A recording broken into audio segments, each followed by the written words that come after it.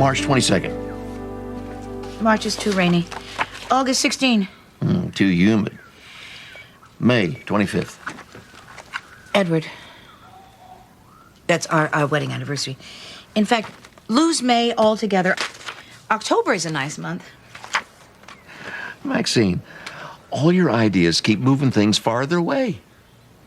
Because I want to put plenty of distance between our wedding and this Eric thing.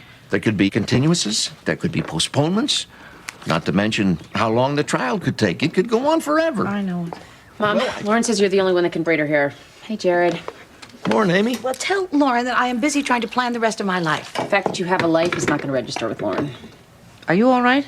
I didn't sleep well. Morning, everyone. Exciting news. Up there with alternative fuel. The wedding napkins have arrived.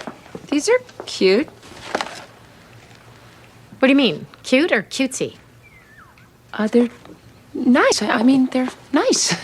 I'm having to do this all by myself, you know. And you are doing a wonderful job. The doctor says the second trimester is going to be much easier. What does that have to do with anything? We're talking about napkins. Maxine! What do you think of the napkins? They're lovely, but we are postponing the wedding. That's not funny. It can't be helped. I am not in the mood to throw a big party with this cloud hanging over my head. What cloud? Eric Black's trial? But everything's all set. Deposits have been made. Non-refundable deposits. There was a murder in our backyard last week. Am I the only person who feels that this is worthy of some attention? No, Mother, you are absolutely right. This timing is lousy. It's not like you're in a rush. It's not like you're pregnant. You're not? Well, this changes things. Jared, you're not in favor of postponing the wedding, are you? No, I'm not. Thank God. I want to move it up Up? How up? to a week from Saturday. Is it hot in here? That falls between the transfer hearing and the actual trial. Maxine, due to the nature of your work, there will always be some clouds dogging us. There will always be reasons for us not to get married. So, I don't care about the party at the Athenaeum. All I care about is becoming Mr. Maxine Gray. So, we'll call a caterer, we'll call a preacher, and all of us will get together and we'll finish this up next weekend. That's just one man's opinion. Without tears. Well, it's just... Fine. I wasn't going to say fine. Thank you for all that you have done thus far. Jared and I will take it from here. I hope you'll do your best to attend our wedding on Saturday at... 2 p.m. Perfect.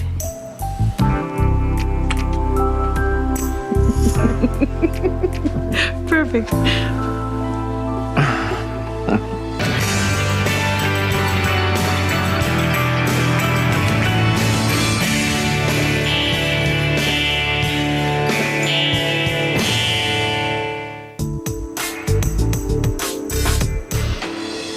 He won't take my calls. He ignored the letter I sent him. It's like I never even existed. He's very confused right now. My first attempt at being a foster father, and the kid ends up in jail for manslaughter. Could I have handled this any worse? Let's stop assigning blame right this minute. We need to concentrate on getting Eric a fair trial, starting with the transfer to juvenile court. Believe me, I'm lying awake at night trying to figure out who owes me one in the ASA's office. Not that you would do anything untoward. About Ashworth. What about him? He's head of juvenile prosecutors. You two have a relationship. We will not be dealing with him in the transfer hearing, even if I were willing to call in a favor, which I'm not. By the way, I'm getting married. A week from Saturday. I hope you'll be able to attend. What happened to January? It's still in the calendar, followed by February, but I'm getting married in 2 weeks. Why? Why? So I can have sex, Sean. Why do most people get married? I mean, why now? Because I want to, and I hope that you'll be happy for me and share in my joy. I'm not feeling very joyous right now. Then I hope you'll fake it.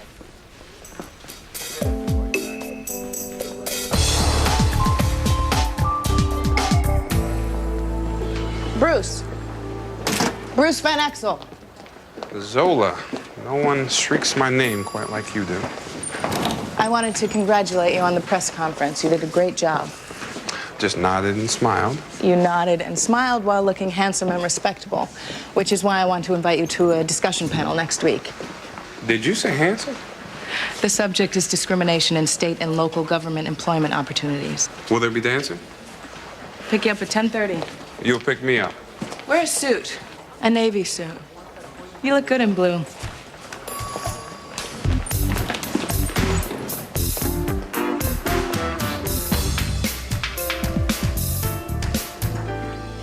This is a probable cause hearing for Thomas Delancey, Dorian Franks, Jonathan Bard, and Rodney Hughes, who have been charged with first-degree sexual assault. Is that correct, Ms. Ryan? Yes, Your Honor. At a Halloween party, these young men drugged and took turns with 15-year-old Eliza Wagner and then took photographs to help them remember this milestone. Eliza had no memory of the rape, only a vague sense that something had gone wrong at the party until she saw the pictures of herself being passed around her high school. Your Honor, there's no evidence that rape drugs were used. My clients maintain that Miss Wagner was simply inebriated and that she willingly submitted to these sexual acts. Do you have the photos in question? I do. Objection, Your Honor. This is most misleading. Well, they may be, and you can explain it all away once I've looked at them. Once you have a look at these, it'll be clear why we're moving to transfer this case to adult court. I hope Your Honor hasn't eaten recently. Objection. As uncalled for, Miss Ryan. The men in question are dressed as superheroes. Objection. Boys. Your Honor, these are straight A, college-bound students who have never been in trouble with the law.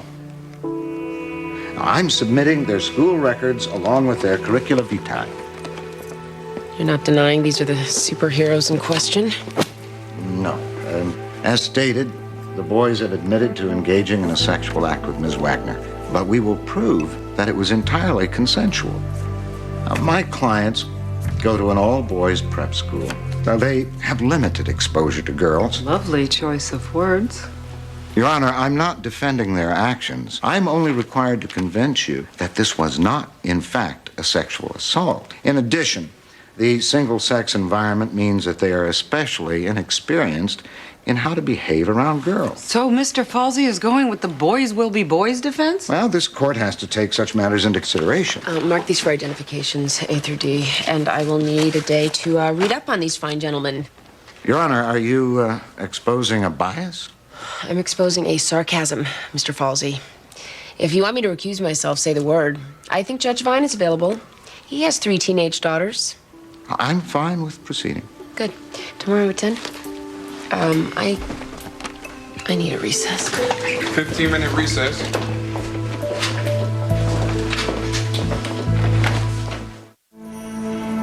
They let me have music, and I get my own room, I read a lot, it's not so bad. They wouldn't let me have the cookies you sent, though. Worried about nail files or cyanide chocolate chips, I guess. I'm sorry, I thought since it was me. Maxine, you know how it happened, the way Jason got killed. How are you on socks and underwear? It was his knife, I got it away from him, and he came at me. Has your attorney talked to you about the transfer hearing? You're not listening.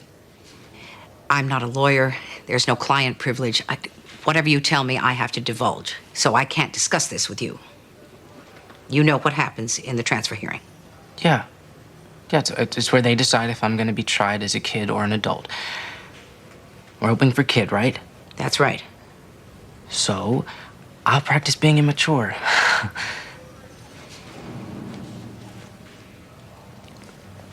I'm just trying to cheer you up. I seem hope really you understand how serious this is.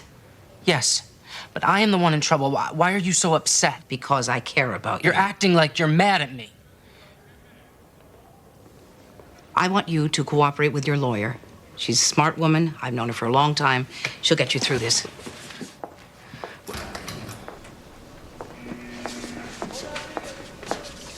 Well, how does he seem to you? Detached, in denial. I know. It's a problem. Things would go a lot better if he could grow some remorse between now and the transfer hearings. A boy with his history learns how to shut down before he learns how to tie his shoes. Now's the time for you to call in any favors you legally can. Favors are, by definition, illegal, Jane. The victim had defensive wounds on his arms and his hands. That's why it's so important to keep this in juvenile court. You know that. A kid like Eric in adult prison. I don't have to tell you. No, you don't.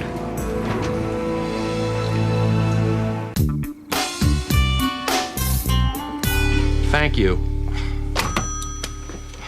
One stretch limo will do it. There won't be many people, which is the advantage of throwing a bachelor party at the last minute. You should let me handle this. I happen to know a lot of people in this industry. What industry? The men going out in public acting like idiots industry. For example, I know the proprietor of the Salty Crab. Excuse me? It's a restaurant with a pirate theme. The women wear these hot pants and these little peasant blouses, and you get to call them wench. I know the establishment, but I am not taking Jared Duff there. What did you have in mind? The Rochester Club. It's a gentleman's club with an extensive wine list, 50-year-old cognac cigars, and a light supper menu. Oh, there's fever in the funk house now. Hey, Amy. Don't talk to me. Why not? See, you're talking. Explain to Kyle why we cannot throw Jared's bachelor party at the Salty Crab. Explain to me why you're throwing a bachelor party for Jared Duff. No, don't. I'm already in a bad mood. It's a gesture of goodwill. And you get to see naked girls. There will not be strippers there. A bachelor party without strippers? Is that even legal? He's a classy guy, and we're giving him a classy party. Which no one can come to. Why is no one coming? Don't tell me. I'm going upstairs. Vincent can't make it on short notice, and Charles is in China, and he can't be here by Friday. So that just leaves me and Kyle and Jared and...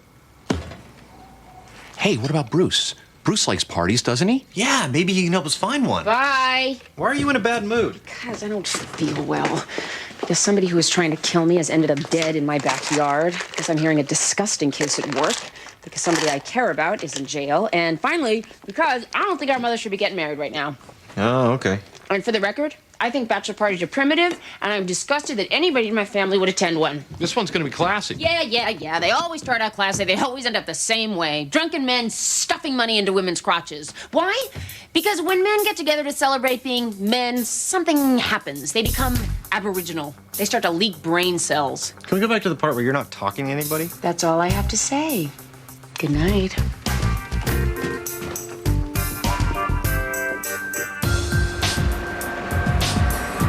Maxine, do I really have to go to this bachelor party? Oh, God, who's planning that? Peter. Yeah, he says there won't be strippers, but there always are. I'm uncomfortable around strippers. I don't like strange naked women in my lap. Yes, I know this makes me odd. Isn't there a way to get married on the internet? Miss Gray, I'm Paul Zimberg. Hi. I left several messages.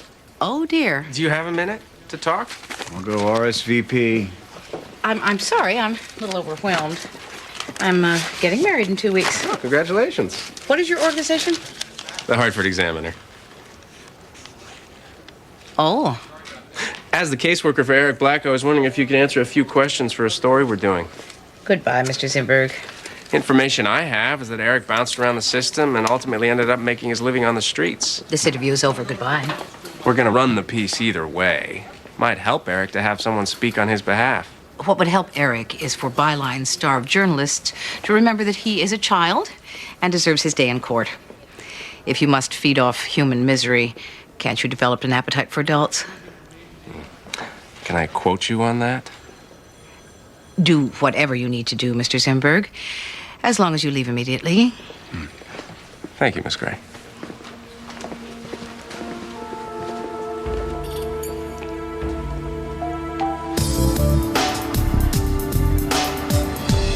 There's a Halloween party, you know, everybody's dressed up, acting goofy. There was some drinking going on. I had a few beers, we all did. And we got pretty drunk, me and my friends, because really we're just not used to drinking. Why is that? Because we're athletes. We're on the lacrosse team at Walderson Prep. This party wasn't at your school? No, Walderson is all boys. This was mostly John Hart, which is a public high school. In fact, you weren't invited to the party. Isn't that true? Well, it's not like there's a guest list. You hear about these parties, you show up. So you didn't know Eliza Wagner prior to this party? No. I mean, you know, we knew about her. Excuse me? She had kind of a reputation. What kind of reputation was that, Mr. Delancey? She liked to party. And because of that reputation, that gave you the right to drug and assault her? Objection. Give me something, Mr. Folsey. It's not a question. I heard her voice go up at the end. Mr. Delancey should answer. We didn't assault anybody. I mean, she came on to us. She was dressed like a hooker. Oh, so you thought she was a prostitute. Well, did you pay her for her services? No. I'm just saying that.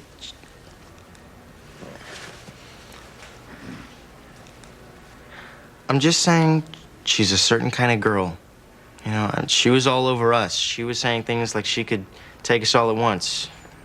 So she was conscious at the time the sexual acts occurred? Yes. Because she didn't look conscious to me in the photos I saw.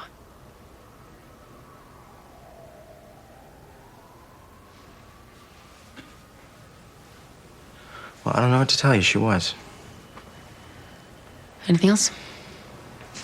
Who took the pictures, Mr. Delancey? I think maybe Jonathan did. Like, I don't know. I was drunk. I can't remember. Were you drunk at the time you distributed them around her high school?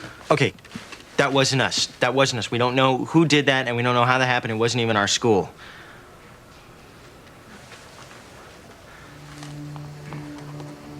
Look, I'm not saying that what we did was smart, but we all feel really bad about it. We even apologized to her afterwards, but you can't call this rape.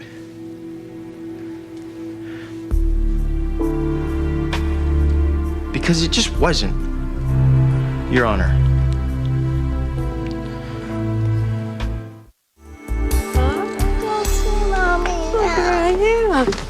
I'm gonna put him down. He missed his nap. Wouldn't hurt to talk to Ashworth. If the press has gotten a hold of this story, they're gonna have a field day. The ASA's office is gonna feel pressure. The judge will feel pressure to transfer to adult court. It'll change the whole tenor of the trial. Amy, are you suggesting I use my position at DCF to influence the case? You bend the rules all the time. Why are you being so shy about it now? This is Eric. He's practically a member of this family.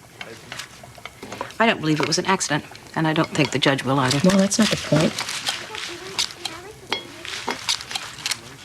If he did kill the guy on purpose, that is all the more reason this case has to stay in juvenile court. I know. Truth is, Amy, I'm running out of patience with Eric, with the system, with everything.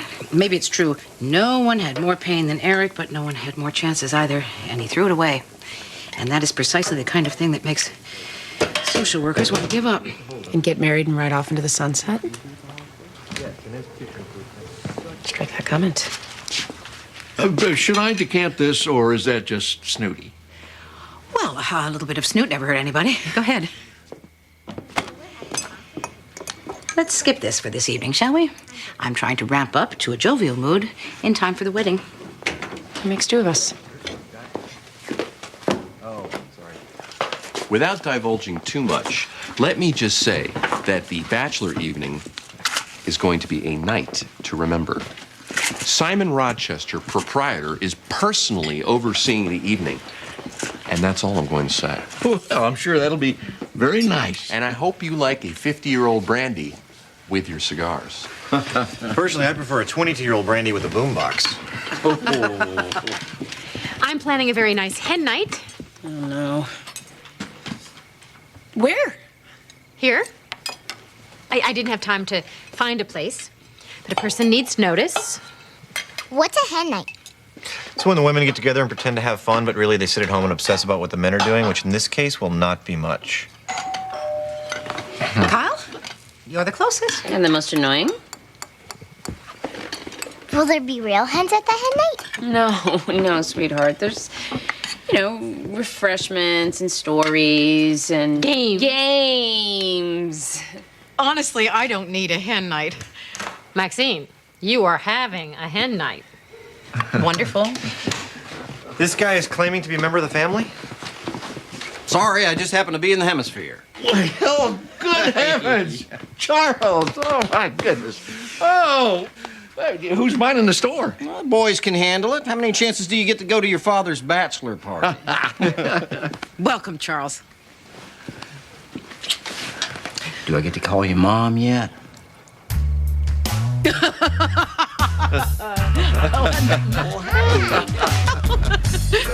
Not yet. The Chinese government hasn't lifted the ban on all search engines, but that'll happen any day. And ours is in place and ready to go. And what follows is a whole mess of information services just waiting to take off. Information is the oil of the new millennium. Now, Charles has put together a top-notch team over there. So, Charles, you have to go back to China between now and the wedding? It's a lot of frequent flyer miles. No, I'm just gonna hang around town until after the nuptials. Get a feel for everyday New England life. Well, you don't have to get back? Now, come on, Dad, this is a once-in-a-lifetime deal. Isn't it? Oh, yeah, well, absolutely, but it's just that we're so close to launching the product. It'll be fine, don't worry. Well, one thing is for sure, you are not gonna go hungry in this marriage. Maxine, that was delicious. I'm glad you enjoyed it. But Amy did most of the work. Wow. Amy, I'd ask you out on the spot if we weren't about to be related. Jared, help me with the dessert, won't you? My pleasure.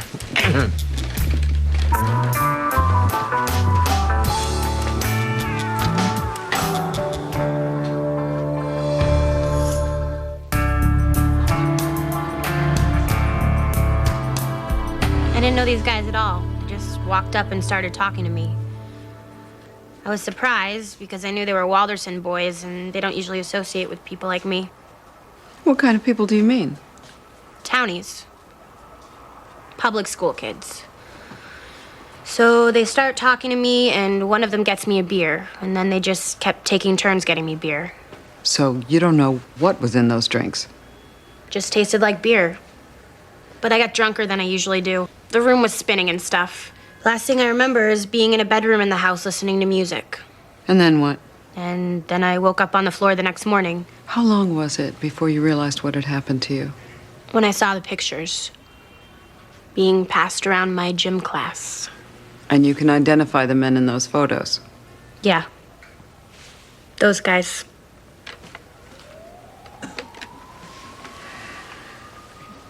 Eliza, how did you feel when you saw those photos? Embarrassed. Anything else? Were you upset when you realized what had happened to you? Typical guys. Ms. Wagner, if you did not give your consent, then you are saying that these boys raped you. Yeah. That's not upsetting to you? Sure. And I'm mad about it. But guys like that, they get away with anything. That's how it works.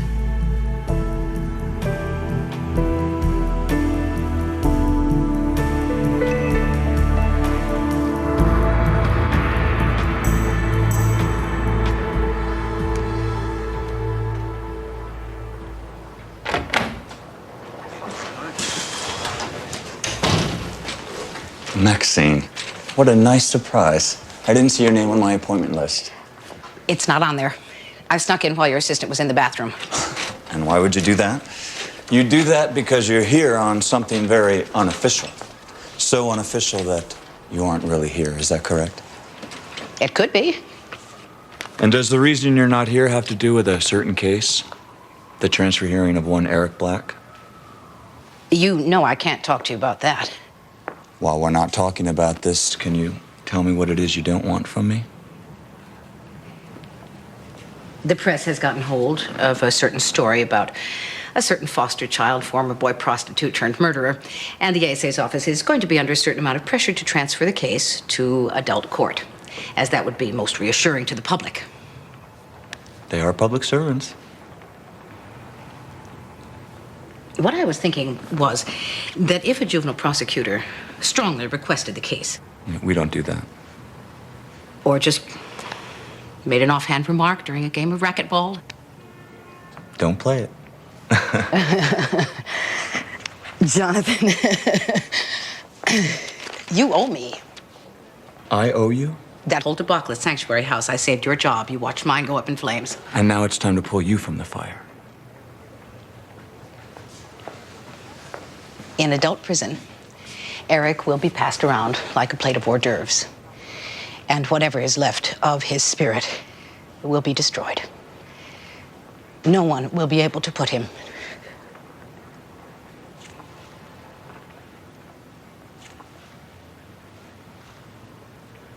No one will be able to put him back together again. And if preventing that is not what the juvenile system is for, I'm not sure I know why we exist. Maxine, this has nothing to do with me. The ASA will be arguing against the transfer. You know people. That's true. I have a few chips. But like anyone else, I prefer to cash them in sparingly.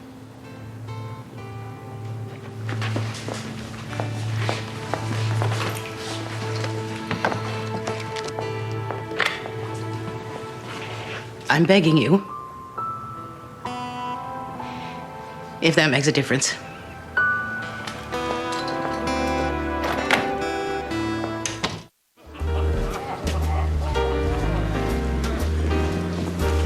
Well, this looks pretty raucous. Suppose a disco ball descends from the ceiling at some point?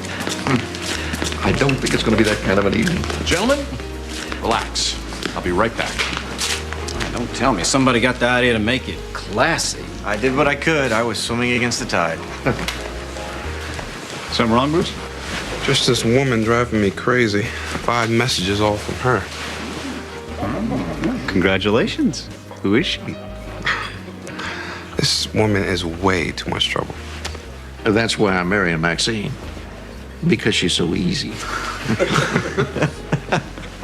There's been a little snag.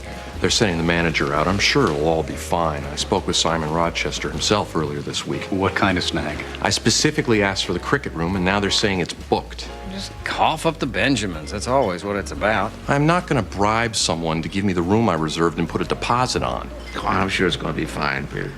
I am so sorry about the confusion, Mr. Gray. I'm Ted Simmons, the manager. Now, I understand you set this up with Mr. Rochester? Yes, we spoke several times. Is he here? He had to leave suddenly, and some of the bookings were not accurately transferred. He left? Where'd he go? Venezuela is the latest rumor. And unfortunately, we have no record of your reservation, and we are completely booked. What? That's impossible. Well, I'm very sorry, sir. As soon as we locate your deposit, we will refund it. Well, that's not the point. I can't suddenly change my plans. This is an important event with important people. This is Jared Duff. It's all right, Peter. And this guy flew in from China. I am very sorry, sir. We have nothing available. All right. How unavailable is it? Sir, we are completely booked. Well, what are we supposed to do? Where are we supposed to go? We can just go home and have some drinks. We can't go home. The women are there. This is a disaster.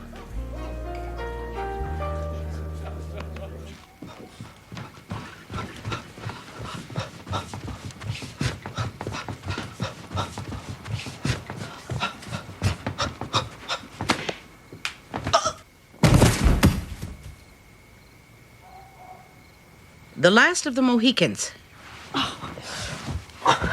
Right. You rock, Maxine. Okay, that's 11 for us. Your turn. Jillian. No, I just went. It's your turn.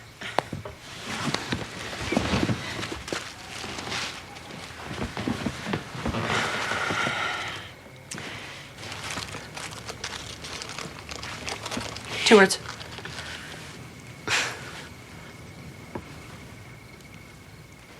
Book or movie?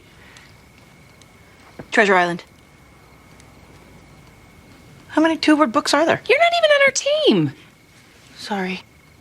Do we have to play this game anymore? No, we don't. We can move on to my favorite part of the evening. Toilet paper bride.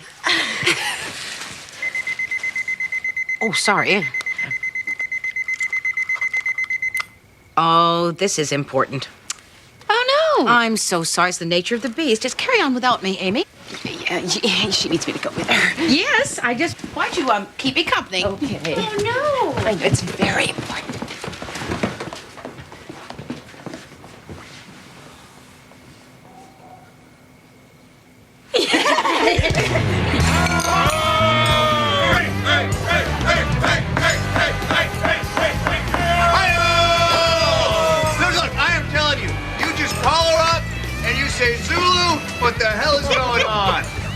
Zola. Zola? What the hell is going on? What the hell kind of name is Zola?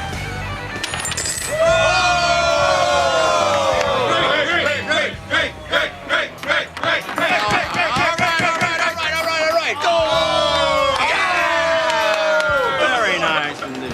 Oh, you're a little too good at this game. Makes me wonder how you ever got through college. The ones who couldn't do it who had trouble getting through college. Can't believe it. Oh, come on. This is better than the grasshopper room or whatever. It was gonna be so classy. All right, Peter, it's your turn. Oh. Hey! Ah, yeah. Where are we going? Nowhere. Who beeped you? Robert, I asked him to. Well, I didn't want to hurt Jillian's feelings. I thought we could use some time alone. To talk about everything? I'd like to discuss your resistance to my marriage. I'm not resistant. I think it's bad timing. Can't you just think of it as a light in a dark time, something to look forward to? Why the rush? Why can't you wait? Because we're old, Amy. Forever isn't as long as it used to be. Why can't you just be happy? Everything I'm looking at right now is so ugly. The things people do to each other. It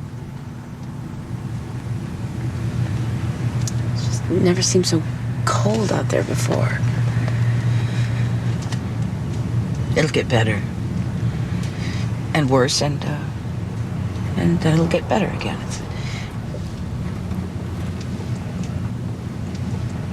My father used to say, everything will be fine in the end. If it's not fine, then it's not the end. Anyway, you are still not facing the real problem, which is, how are we going to survive Jillian's pregnancy?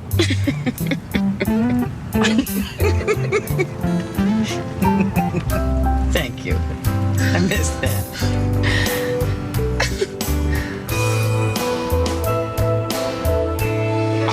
Zola, it's Bruce Van Exel. And this message is about your 5 messages. What's up with that, girl? I mean, either it's business or it's not. Either you're in or you're out. Because I'm not the kind of man who just... You can see through her smoke I can screening. see through your screen smoking. Would you like to go out to dinner sometime? I mean, on a real date, okay? And don't bother calling back unless the answer is yes. And besides...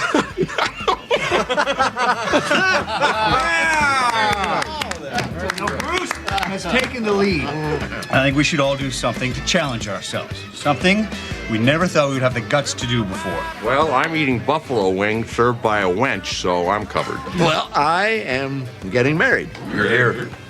And I... Oh, hey.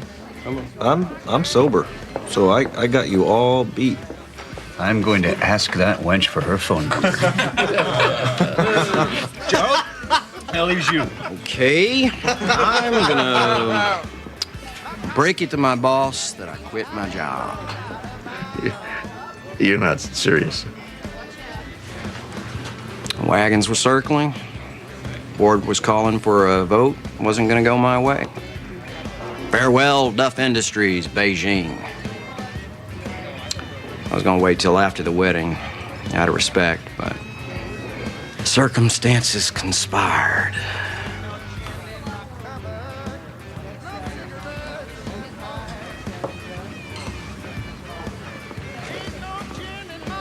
Another round?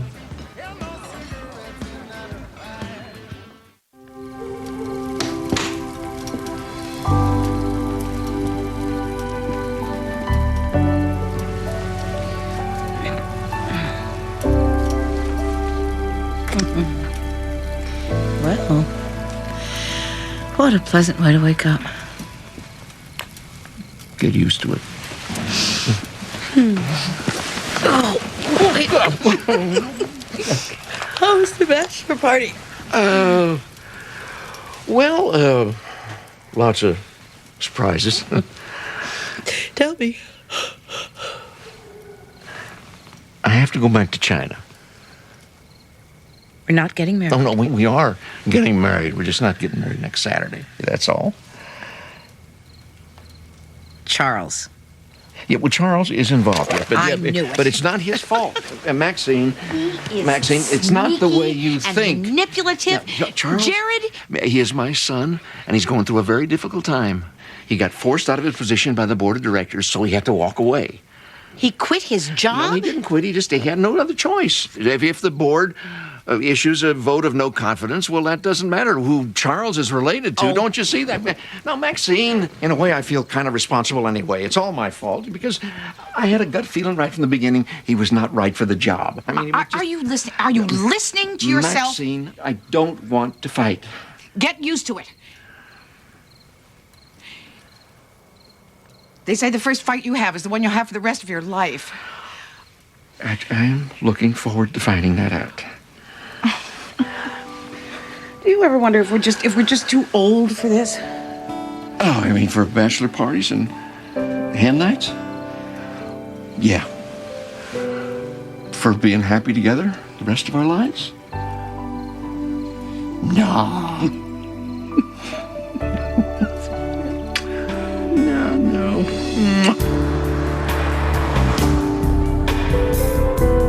Okay, let's get started. Ms. Ryan, what do you have? Your Honor, I would like to submit some documents that came to my attention late yesterday afternoon. Judge Gray, I received these documents last night. I haven't had time to review them adequately. Are they complicated? They're flyers. As in flyers? Yes. These were distributed around John Hart High School yesterday. As you can see, the petition calls for anyone with first-hand knowledge of Eliza Wagner's extracurricular activities to come forward and speak out. A monetary reward is offered, and the phone numbers correspond to the defendants. Mr. Falsey, do your clients deny a connection to these documents? No, Your Honor, they admit to distributing them. But I'd like to point out that they made yet another foolish decision, which should shed further light on the adolescent nature of their behavior. I don't know. These seem pretty professional to me. Properly worded and spelled, nicely designed. If this were a midterm paper, I'd give it at least an A-. But the motivation behind it, Is self-serving and opportunistic. it's immature. It's evil.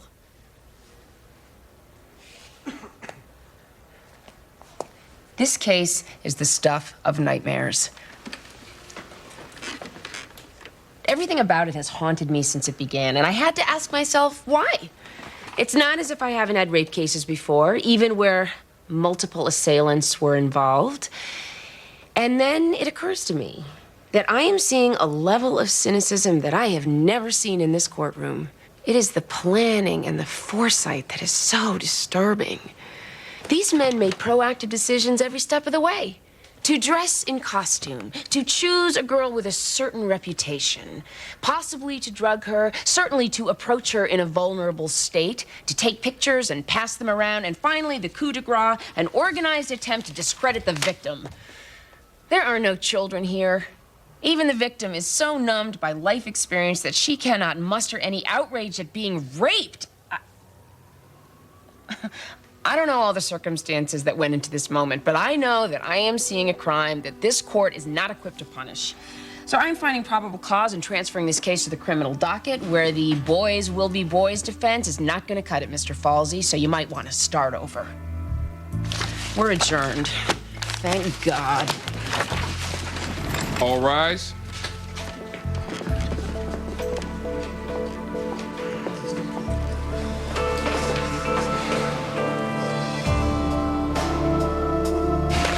All right. Thank you. All right, look. This is a hearing on the defendant's motion to transfer. Eric Black is charged with first-degree manslaughter in the death of Jason Lobdell. Mr. Black is here and represented by counsel. Yes, Your Honor. Your Honor, at this time, I'd like to submit a motion to transfer. Any particular reason? We reviewed the details earlier and decided the evidence for premeditation required to successfully prosecute simply isn't there. I see. We also feel the case will be in good hands with Mr. Jonathan Ashworth in juvenile court. I apologize for the confusion, Your Honor. Very well. I hereby grant the transfer to juvenile matters.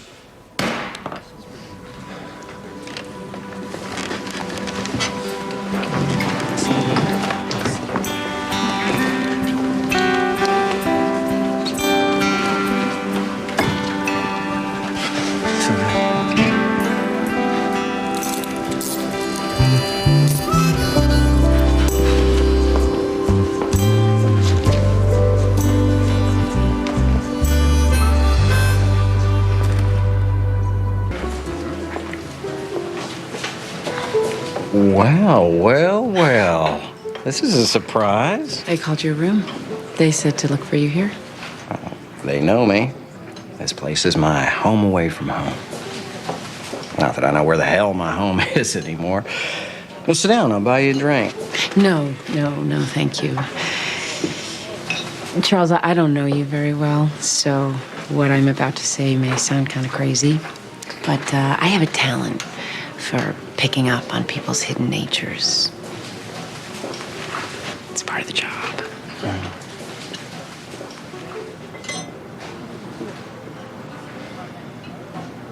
I think you're up to something. And I'm here to tell you that if you do anything more to interfere with this marriage, I think you will regret it. Am I being threatened by a Superior Court judge? No. By a daughter who loves her mother, which is way worse. Ask anybody. Good night.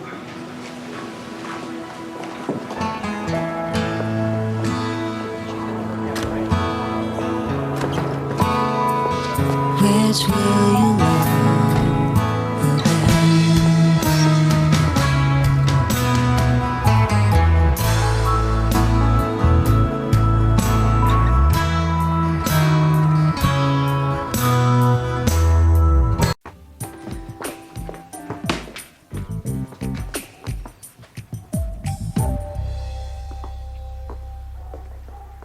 Now, I know it's hard to picture anything with this wallpaper still up, but at least you can get the idea with the hideous plates gone and those tacky country gewgaws. Good morning. Mom, this is Winky. Winky, this is my mother, Maxine Gray. Owner of the hideous plates and tacky country gewgaws. Oh, well, now Amy says you work, so I know you haven't had much time to update. No, actually, I'm a fan of hideous and tacky motif. Amy, when I went to bed last night, the kitchen wasn't naked. Oh, now Amy needs a blank slate. Blank slate. Well, I need a toaster. It's in there. Now, I better get shopping for wallpaper. I'm thinking of something in this family. The Red family? Actually, this is watermelon. Could we maybe go for something a little less watermelon? Now, let's keep an open mind. I'll bring by some more samples. Well, I better get myself busy. This poor house has waited long enough. Bye-bye now. Toodaloo.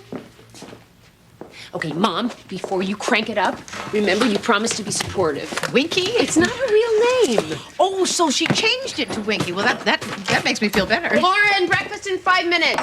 For Winky's information, this wallpaper was top of the line in its day. So was the Titanic. Hey, Donna. Judge Gray, do you remember when I asked you if it would be okay if I followed your mother around for a couple of days to do research for my paper for my Law in the Family course, and you said it would be fine?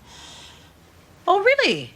Amy said that. I may have said that I was reasonably sure it would be okay, Donna being almost a member of the family and all. Well, I just realized that my paper's due at the end of this week, so I need to take you up on your offer. Soon. Today. Today? That would be soon. Well, I know it's short notice and a big imposition, but it's 60% of my grade. The last time you asked me for a favor, you had a baby in my dining room. Well, so I suppose this is comparatively small potatoes. Oh, thank you. Thank you. Thank you. I promise you won't even know I'm there. I'll go get some lattes and biscotti, and I'll meet you down at your office. Okay.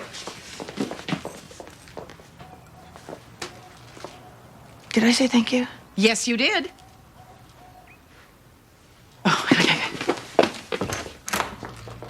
You know how much I hate being followed around at work with all the critiquing and opining. I don't even let Sean Potter do that. Well, Mom, it's just a few days, so how bad could it be?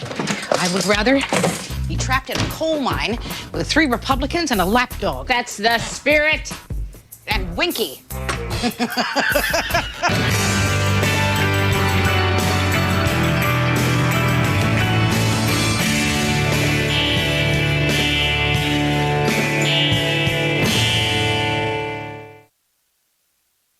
We have 3 custody cases back to back.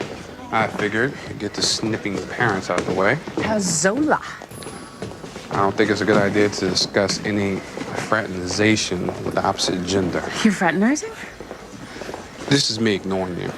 Okay, let me get this straight. As long as we work together, we can't have any relationship, not even a friendship. But here you are cavorting with your lawyer? You are jumping to huge and erroneous conclusions, which I would tell you if we were discussing our personal lives, which we are not. Would you like coffee? If she is just your lawyer, then she doesn't fall into the personal life category. Good. Amy? Helene, is there an appointment I forgot about? No, you had a mediation hearing. I know. 1 o'clock, I'm there. It isn't happening. Michael canceled.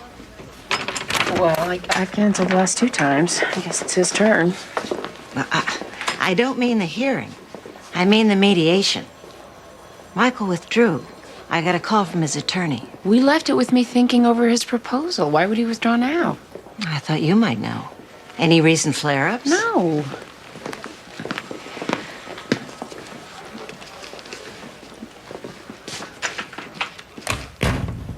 Anything you want to tell me? It's my court services officer. That's him? Well, the improper conduct allegations suddenly make sense. You didn't lie to the Judiciary Committee? No, I did not. Can we just focus on the current crisis, Helene? That's all I know. His attorney left me a message and said we'd be hearing from him. Well, let me know when we do. You didn't lie to the Judiciary Committee. Goodbye, Helene.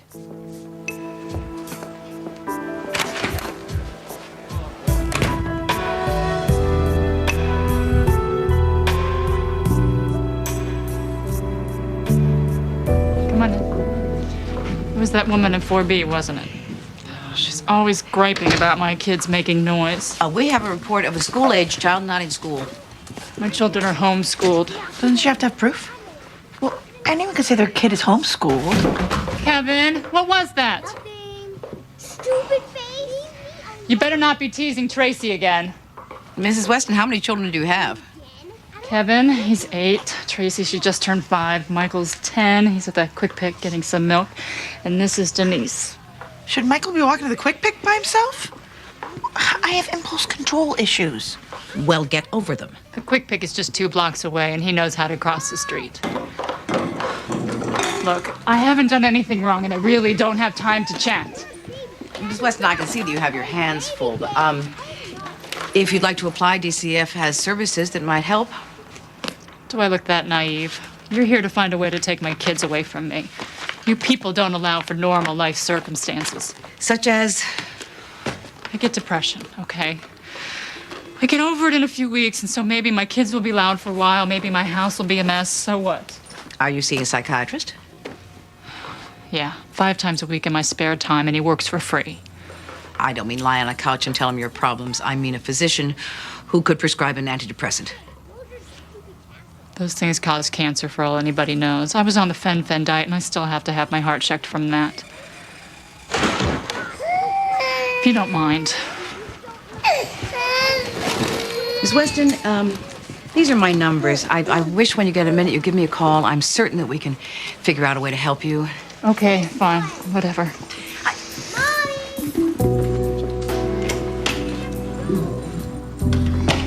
In the matter of Sonia Haskell, age 6, the petitioner is Sonia's mother, Penny Haskell, who is seeking to modify the custody agreement. We're seeking full custody, Your Honor.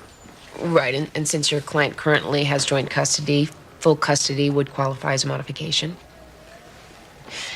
The respondent, Sonia's father, Kurt Haskell, is also asking for full custody, and the petitioner alleges sexual abuse on the part of the respondent. And Mr. Radford, you're going to have to explain to me what your client is alleging, because I've read your brief twice now, and I have no idea what it means. Your Honor, we intend to prove that Sonia Haskell is a victim of malicious alienation syndrome.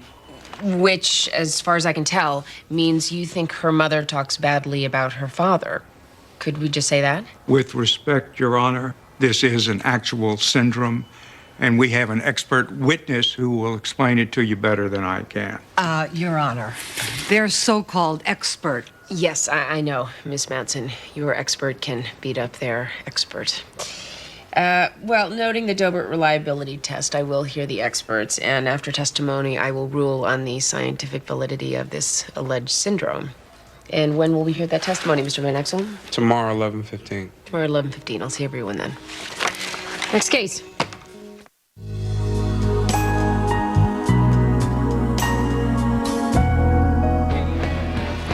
Let's take the road before us and sing a chorus or two. Come on, it's lovely weather, boys, lay right together with you.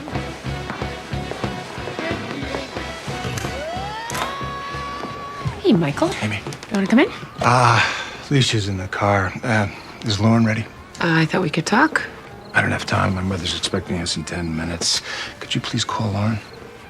Lauren, your father's here.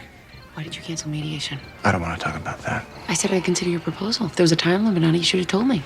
I'll bring her back at the end of the day Thursday, as we agreed. Are you going to answer my question? Come on, sweetie. Get in the car. Alicia's waiting for us. Bye, Mom. Bye, Noodle. Have fun. Hey, Michael. If this is your way of trying to bully me into accepting your proposal? Amy, on the advice of my attorneys, I'm not to speak to you about this. Good night.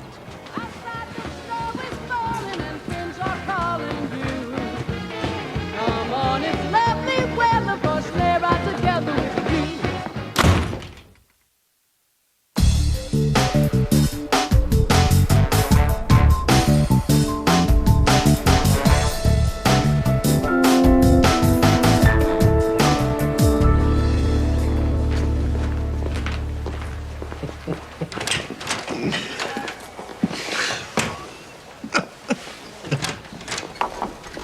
Kylie, you busy in here? Very. I am in the middle of a fascinating article about Stucky, the mummified coon dog. Huh. Well, I don't want to pull you away from that. He's on display in Atlanta, Georgia, and as far as modern science is able to discern, he is the only mummified coon dog on the planet. There's a woman out here looking for you. I'm for it. Not that kind of woman. How do you know? Because she's a little too old for you. And her hair wouldn't move in a wind tunnel.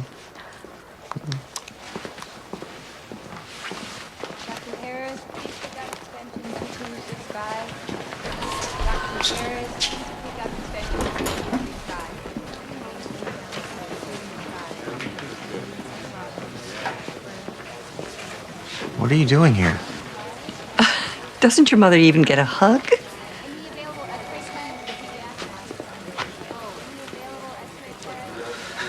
Somebody die?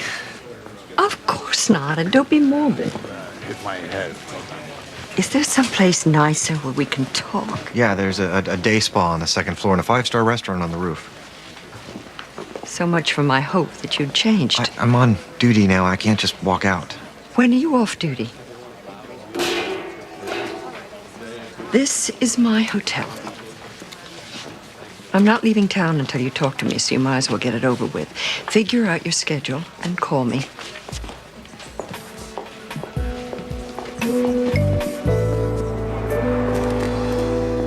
Then that weekend, she came home from his house and she wasn't herself.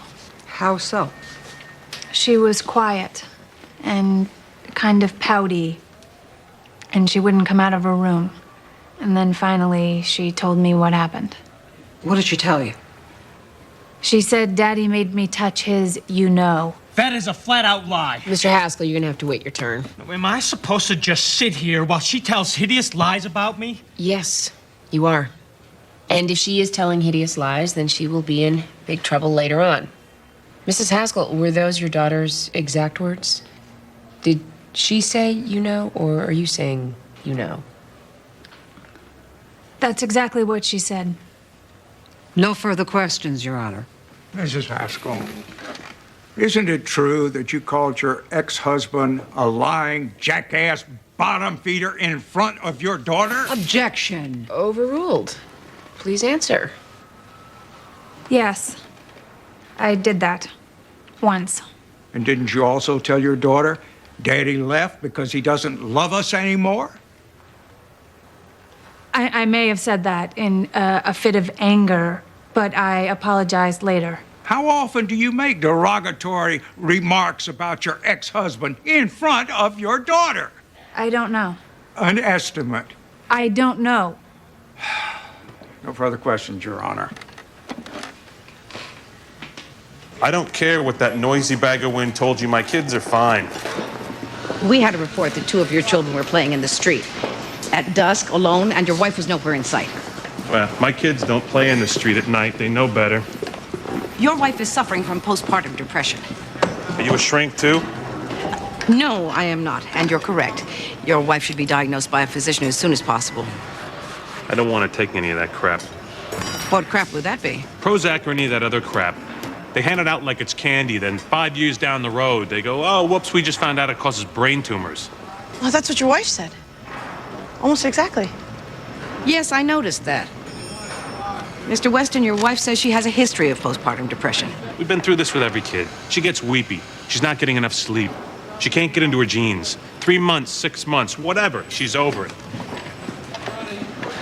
What you need to understand is... What I don't need is the government in my house or following me around at work telling me how to run my own family. Mr. Weston, I'm concerned about your children's safety. One nutcase drowns her kids in a bathtub, so now what? You gonna take everybody's kids so you can give them to some creepy foster family who's only in it for the money? Or lose them entirely? I read the papers, and I know about you people. Thank you for your cooperation. Nice butt, though. Did I say that out loud?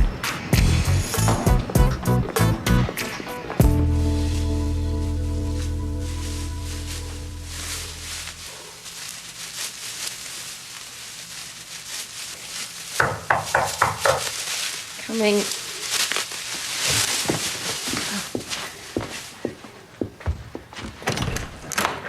Judge Amy Gray, Yeah? you are served.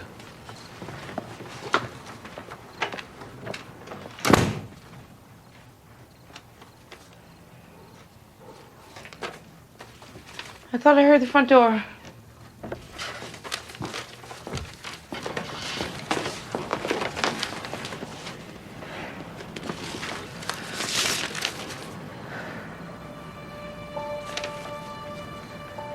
I tried to like him when you married him. I tried to like him when you divorced him, now that he is trying to take your child away. I'm officially done. Come on, the kitchen. I'll make you some cocoa.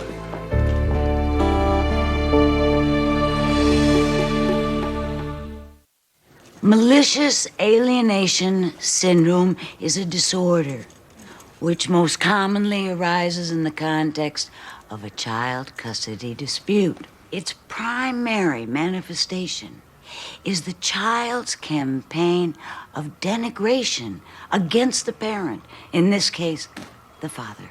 And why, in your expert opinion, would a child launch this campaign?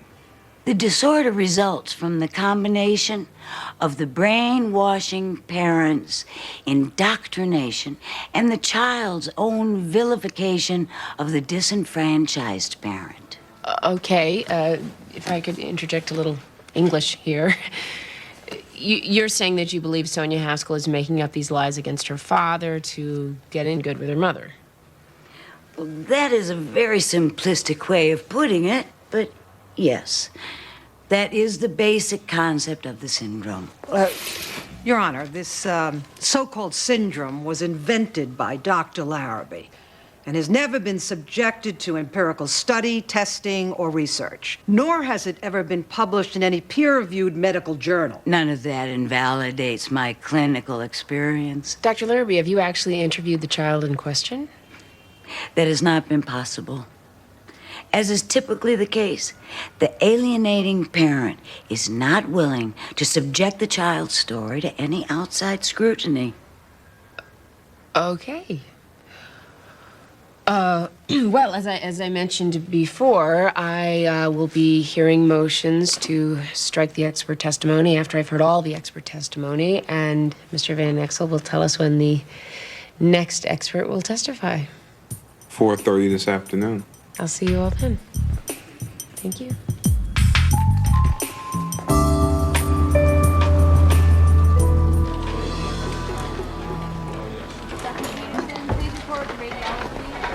Dr. Peterson, please report I've got 5 minutes before I have to make rounds on ICU.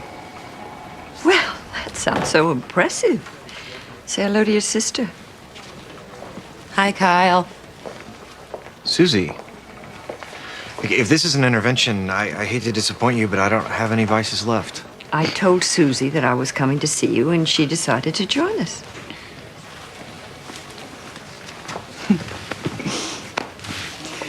You look good. Thank you. I wish I could say the same for your hospital. I guess you had to go where they would take you.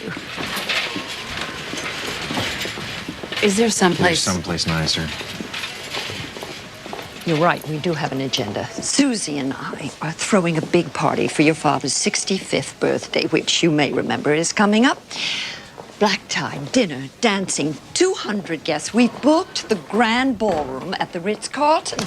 I hope you all have a great time. Will you at least hear me out? If you will explain to me why you are throwing this dinner. A lot has happened since you've been gone. Your father and I have, well, I wouldn't say reconciled, but I guess you'd call it dating. Are you a glutton for punishment? People change, Kyle. He doesn't change. It's just for one night. It's not going to kill you, and it would mean a great deal to your father. He doesn't need me. He has Susie to play the perfect daughter, and the lovely and talented Walt can drive her there in his Porsche. I thought you liked Walt. Oh, I pretended to like Walt so I wouldn't offend all the other people who pretended to like Walt. If this is recovery, I liked you better as a drug addict. All right, you two. Susie, you know damn well that Walt can be a horse's ass. And Kyle, it is not your sister's fault that she's made something of her life and you didn't. I'm in the process. Thank you. So you believe that you can change, but Dad can't? I made a reservation for the three of us for tomorrow night at the Highline. I understand that your shift ends at 7 o'clock, so I made the reservation for 8. It will give you time to shower and dress, and I'll send a car for you. Are you also going to send a guy with a gun? Kyle, we came all the way here. The least that you could do is have dinner with us.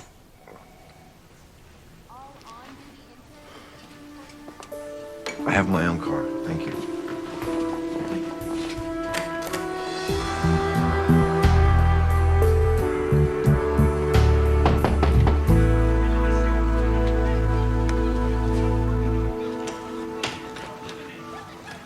Hello, Kevin. May we come in? My mom says not to let strangers in the house. That's very good advice. But we're not strangers. We were here the other day, remember? Oh, yeah. Thank you. Where's your mother? She's taking naps. She has to take naps. I see. Would it be possible for you to wake her and let her know that we're here? We're not supposed to wake her up. Where's everybody else? Michael's at the laundromat. The others are in the kitchen. We're cooking lunch. Why don't you show me? Kevin, help! Mom! Mom, there's a fire! Donna!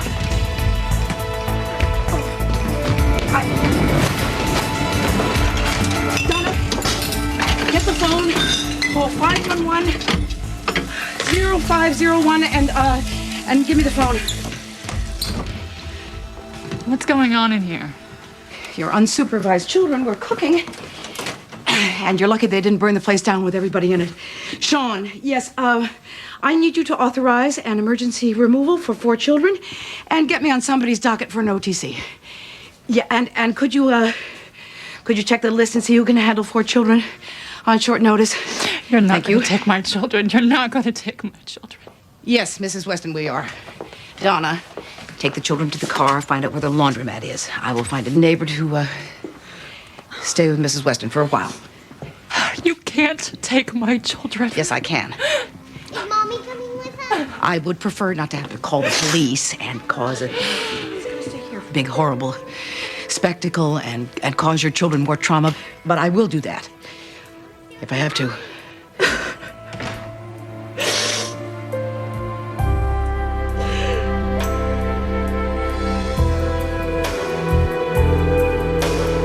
Studies have shown that children rarely lie about sexual abuse, especially when accusing a parent. A child's natural instinct is to protect a parent. Have you had a chance to interview Sonia Haskell?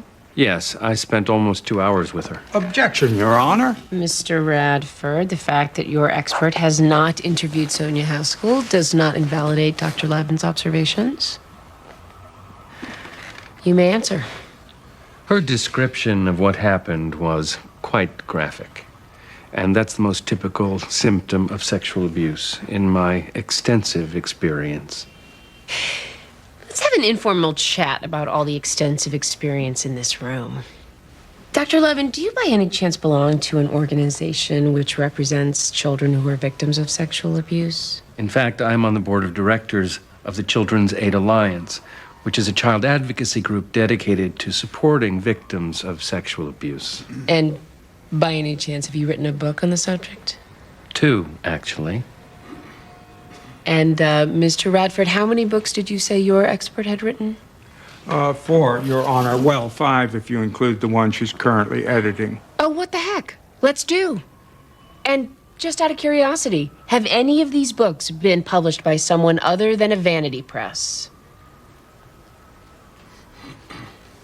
I must be psychic. Counsel, do you have any experts who are free from self-serving motivations?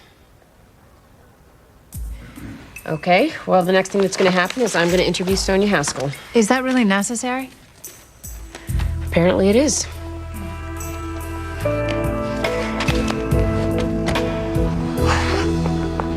Cool, but Christmas lights. Can I help? Put on a warmer jacket. Hey. Bye, Daddy. All right. Bye, kitten. Hey, Michael. Want to tell me what the hell you're doing? I've already told you I can't. I know. You're attorney. Since when are we not speaking face to face? And since you're trying to take my daughter away from me, don't you think you owe me an explanation? My attorney. A face-to-face explanation, Michael? Have you turned into a wimp? You do everything behind my back? Behind your back. I'm sorry, did I miss the part where you told me that you had a lunatic stalking you? I was going to tell you. When? What else haven't you told me? And given the events of the last couple of weeks, Amy, what do you need me to explain?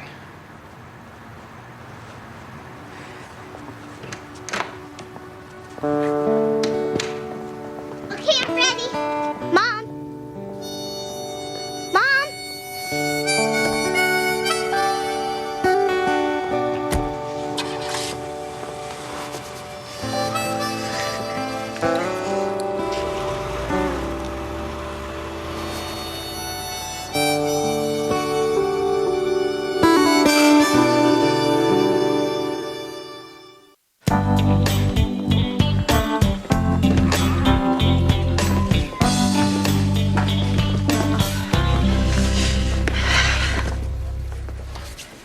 So, what's on our schedule for today?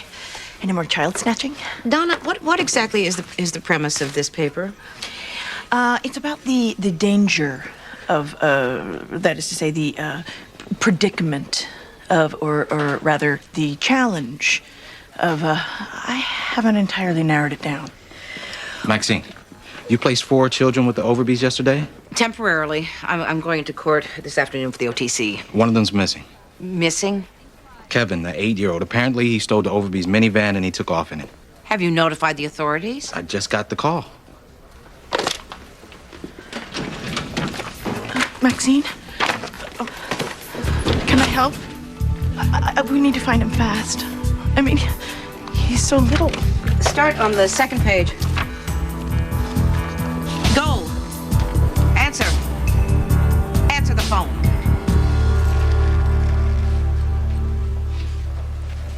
Sonia, why don't you want to see your daddy anymore? My mommy told you about it. Yeah, she did. But I need to hear about it from you. I don't want to tell it again. Well, I can understand that. But I have to find out the truth. Because I have to decide what's best for you. I want to see my daddy again. Just not now. Why is that?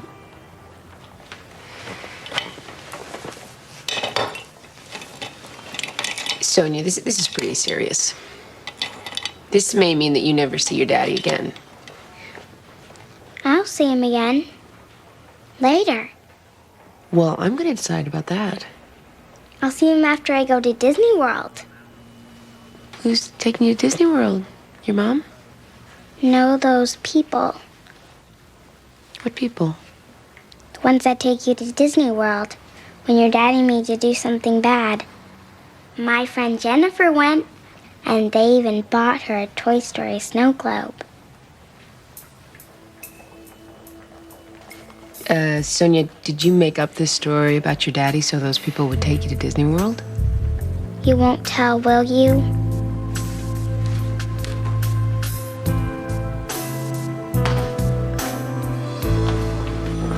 Brown hair, blue eyes, last seen wearing blue jeans and a red sweatshirt with Quick something. It's a skater brand. Maxine, I found him.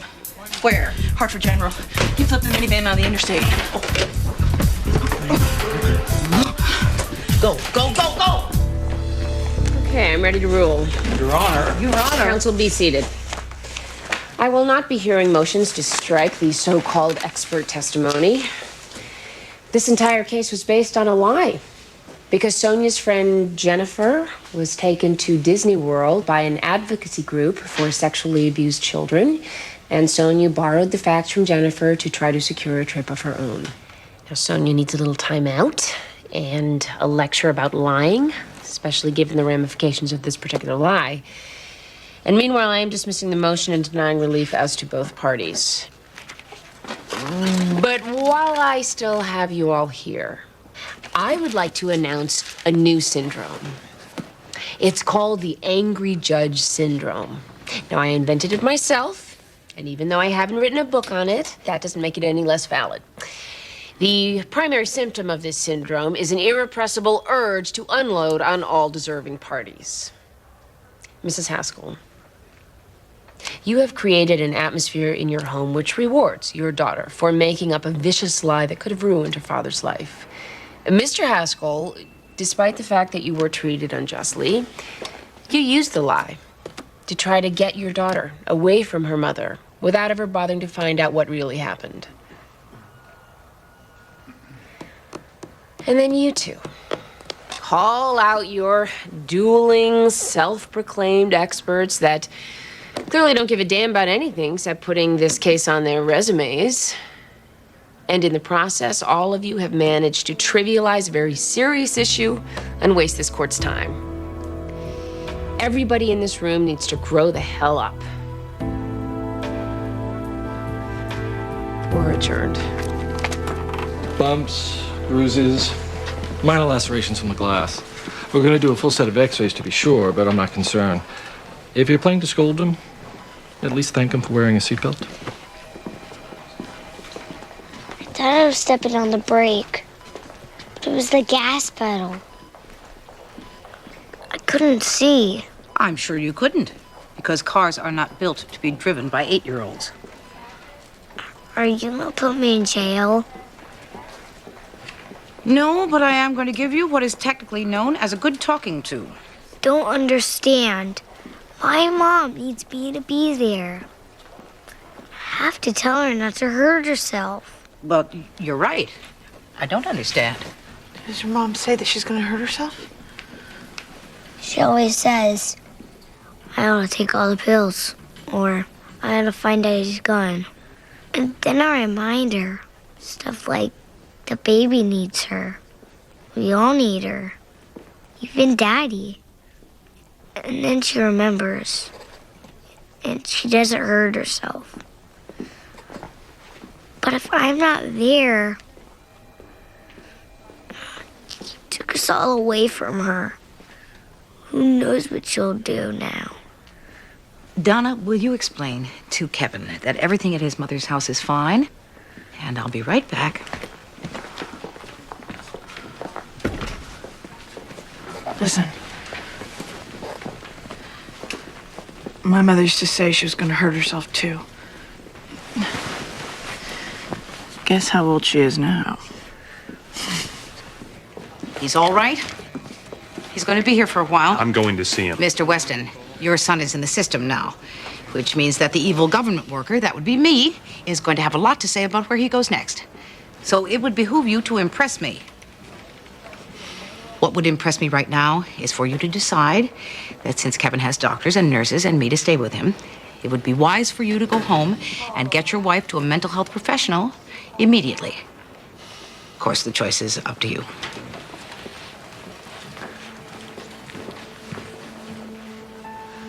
I'll be back.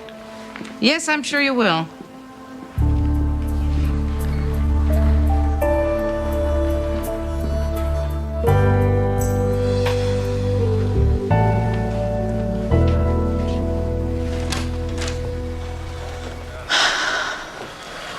This is how you dress to go home and pass out?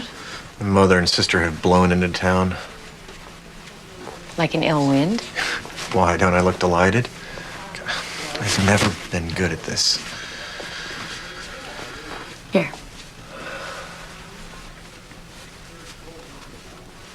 I have society parents, too. They're furious at me for wasting my expensive education on the ghetto. Is this what they teach you at Cotillion? No. I have 3 brothers who are also not so good at this.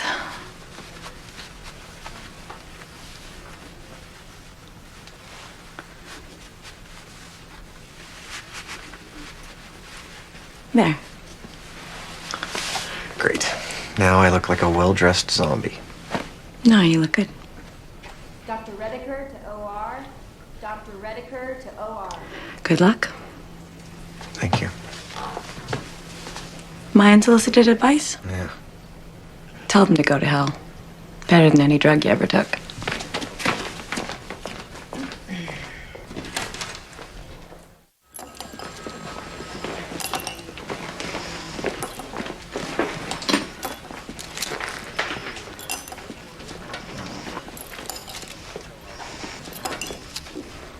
Donna, is something wrong? Not really. Except I flunked my paper. Well, you haven't even written it yet. I know. I can't write it. It needs to be balanced. You know, the pros and cons of the DCF. Some kids are saved, some kids are lost in the system, blah, blah, blah. You know, that caseworker in Florida, blah, blah, blah. All that trendy topical stuff my professor would lap right up. I see. So you haven't gained anything from this experience that would help you to trash DCF? You did everything just right. I'm sorry. I can be annoying like that. Oh, should have followed a bad social worker.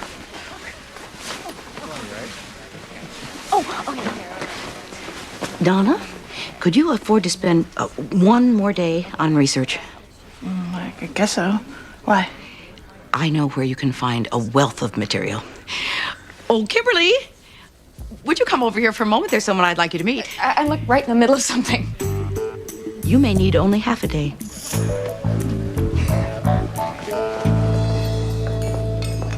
Look, I will come back for a weekend soon, but I'm not coming to this party. Kyle, this is just a petty attempt to punish your father. Thank you. Susie, why are you in this? Did she ask you to come? Could we finish discussing your father before you pick another fight with your sister? I am not picking a fight. Just asking a question. I'm here because I miss you, okay? We all miss you. And it would mean so much to Dad. Oh, please. Once I stopped achieving, I stopped existing to him. God knows he doesn't want to explain where I've been. If you're there, no one will ask where you've been. And who gets the mineral water? So the ladies get the martinis. Oh, God, for heaven's sakes. At least have a glass of wine. Would you like to see the wine list? I can't have a glass of wine. I'm an alcoholic, but I'm very happy with the mineral water. Does everyone on this planet need to know that you think you're an alcoholic? I think? I know how this program works. You go in for one thing, and they convince you that you're addicted to everything. Okay, what if we don't go down this road? Mom, if you want to live in denial, it's fine. You see, that's what they do. If you don't agree with them, you're in denial. Okay, A, that is a load of crap. And B, do you realize that you're upset because now the waiter knows that you're the mother of an alcoholic? I don't care what anyone thinks about me. Is that something else those people have been putting into your head? For God's sake, Mom? If you didn't care what anyone thought, we wouldn't even be sitting here. The only reason you want me to come to this damn party is because it'll be embarrassing for you to explain my absence. You please lower your voice. Why? You don't care what anyone thinks. Kyle, you're causing a scene. No, I'm not. Can I have everyone's attention, please? This may look like a gin and tonic from across the room, but it's actually a mineral water with a slice of lime because I am a recovering alcoholic and drug addict, which my mother doesn't want you to know, but oops. I guess I just let it slip. Enjoy your evening. Now I'm causing a scene. Kyle. Take care of yourself.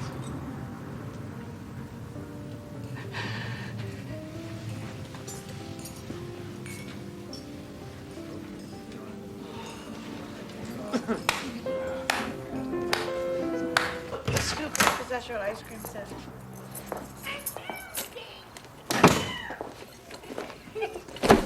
Back of a bazooka bubblegum wrapper. They put jokes on bubblegum wrappers?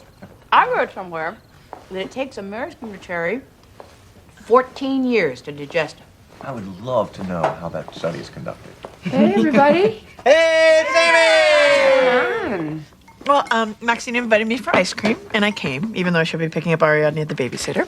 And I invited Kyle, who came, even though he should be sleeping. And I invited Lauren. Who should be doing her homework? And what should you be doing? Evidently, I should be on my way to the store to get more ice cream. Ah, there's plenty. Pull up a spoon. You know, I figured something out. When I was growing up, my mother was always ragging on your family. What did she say? Well, that Maxine was overbearing and opinionated, that Edward was obstinate, and that Peter was a long-haired know-it-all, and so on. And so on like what? Vincent was weird and probably gay, and that you were stuck up and bossy. Is this gonna turn around at some point? Well, what I realized that she saw that she couldn't stand was a family that worked because she didn't have one. Does she still not like us? No, she's too busy not liking me. I really think that's it. I think she was jealous of you. Well, she should be. We're fabulous.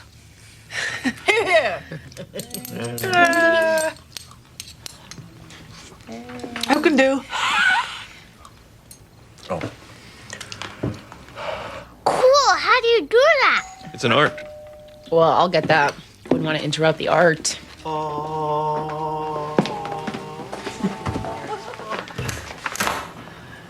Hey, Lane. Come on in. Is Lauren here? Everybody in the world seems to be here. I can't stay. I'm just going to leave this for you. What is it? It's a file I received from Michael's attorney. You look upset. How bad can it be? Amy, it's everything. It's stuff he couldn't possibly know, except evidently he's had a detective trailing you for over a year. You can't be serious. I wish I weren't. It's all in there. I can tell you every guy you've slept with in the last year, including Judge Crumble. And apparently, you went skinny dipping with Stu Collins. A lot of stuff you never mentioned to me. Because it's nobody's damn business. Well, it is now. Fine. I wasn't a nun. It's the 21st century. He can't take my kid away from me for that. There's more.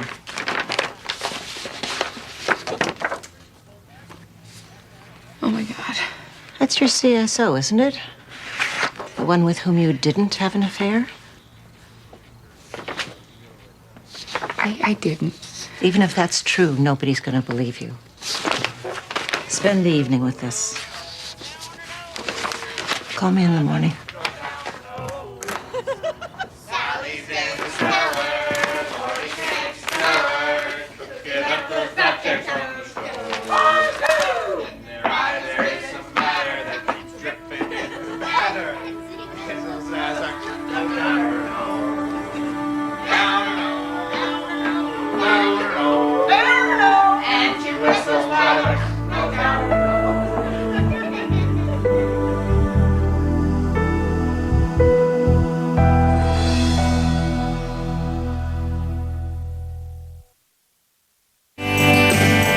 Coming up next on TNT's Prime Time in the daytime, Amy faces a tough decision on declaring a missing child legally dead. Don't miss the drama of judging.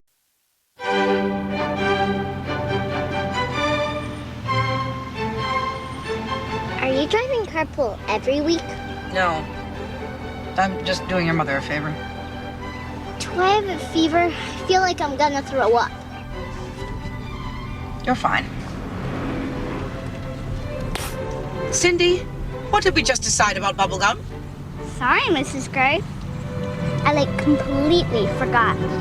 Did you completely forget, or did you do something similar to completely forgetting? What?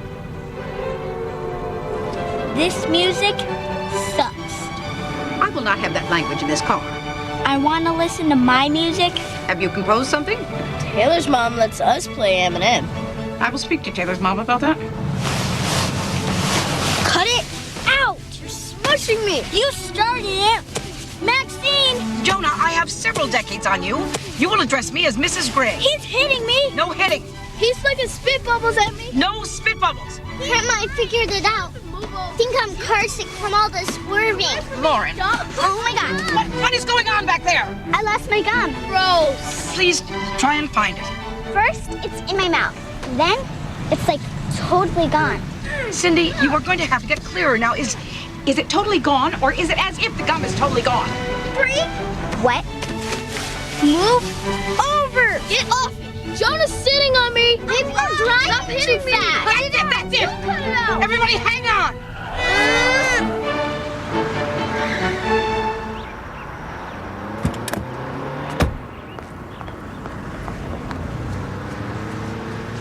Get out of the car. Cindy, out of the car. Zachary next to her? Okay. I've had it with you people. Who drives the car? Me or you? Do you have a driver's license? No, you don't. Do you know how to drive a car? You do not. I am the one who has to be happy in carpool, not you. There will be tears tonight, and they won't be mine. You think this is funny? Spit that gum out. Spit it out!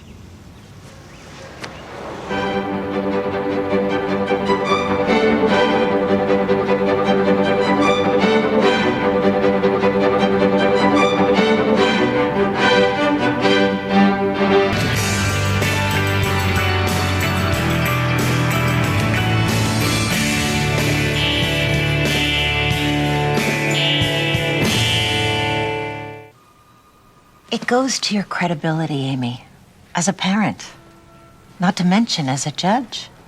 That's completely unfair. Of course it is. But look at it from their side.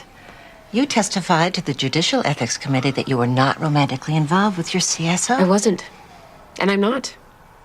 I told you, he was not my CSO when that happened. And was that the only time that something happened? Okay, first of all, nothing happened. It was just a kiss. And to answer your question, no, we kissed 4 minutes earlier on the couch. Sadly, my window blinds prevented Helma Newton from getting a shot of that one. Amy. Can we put those away? I don't need to see them anymore. I was there.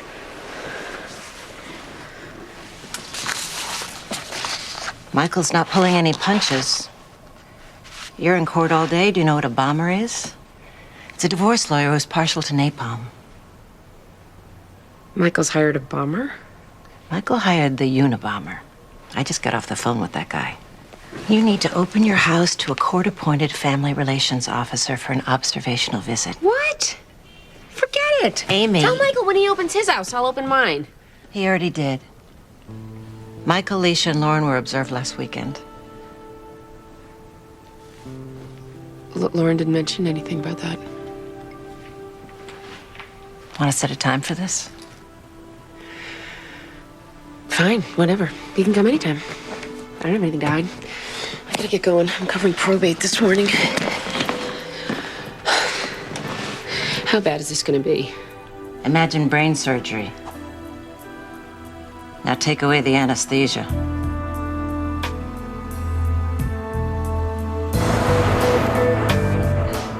We're in the cafeteria. He's got a tray full of desserts. And he turns to me dead serious and he says, Heather, do these scrubs make my ass look fat? And the correct answer is, of course, no. It's the Pop-Tarts and the chocolate eclairs that make your ass look fat. See? That would have been perfect. Where were you 5 minutes ago? It's on the roof. Smoking again? No, I was looking for the bat signal. It's easier to spot from up there. Perfect consistency of roofing tar. I think I'll pass. I've had worse. If you get a chance, you should refile those x-rays. If I get a chance? Seniority. I'll arm wrestle you for it if you like. Loser files them. Unless, of course, you're scared because you know I work out. Come here, look at this. Yep. That's a spine. I'd recognize it anywhere. Second vertebrae right here. Oh, God. Tell me if I'm wrong. I think that's a break. It looks like a hangman's fracture. How did you spot that? A century ago, I was going to be a neurologist. Right. Johns Hopkins. Show off. Tell me something else. A C2 fracture means this guy goes directly to ICU, and his x-ray goes with him. So what's it doing here? That's what I'm wondering.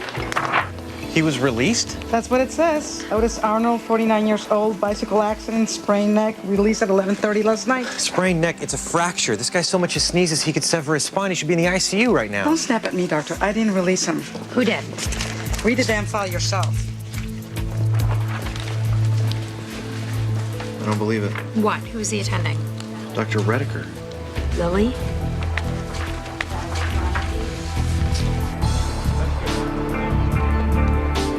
I am looking at a presumption of death motion. Mrs. Powell was petitioning the court to have her son, Matthew, legally declared deceased. Is that correct?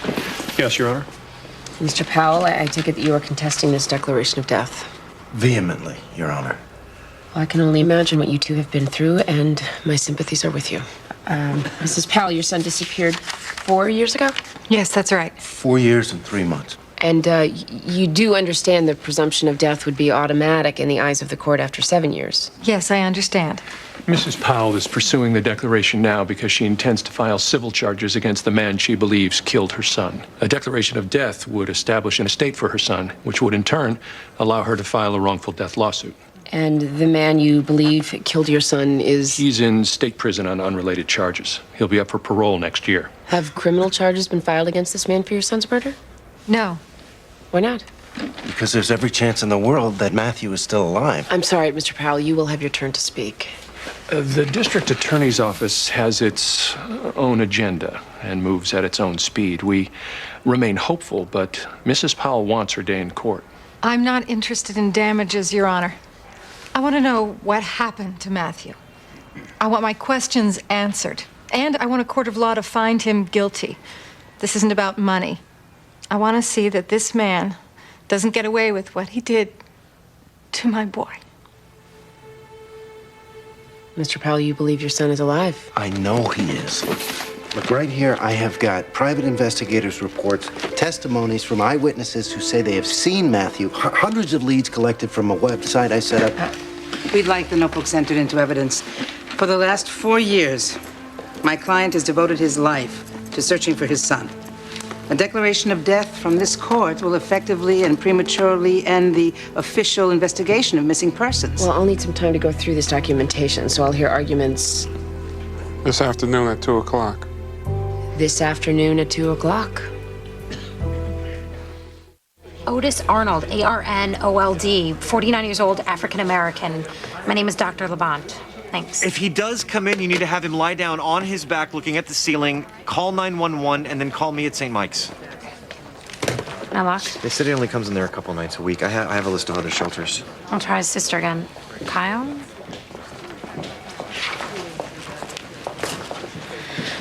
You want me to talk to her?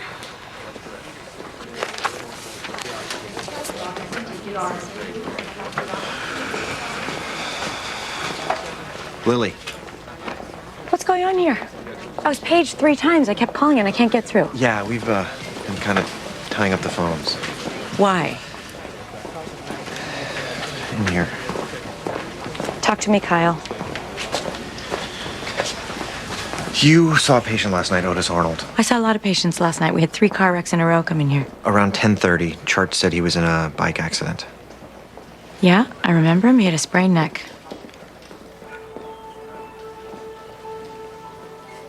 What did I miss? It's a fracture.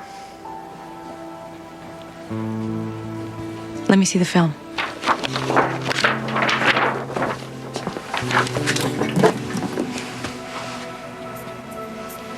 C2, right there. I've been trying to get a hold of him all morning, but so far no luck. Give me his file.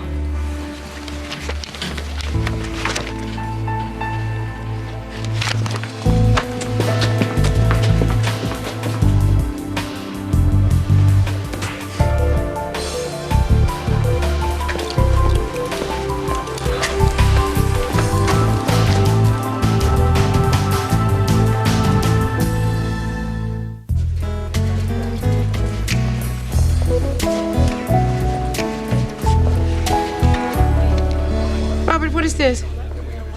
A basket of cookies? I see that.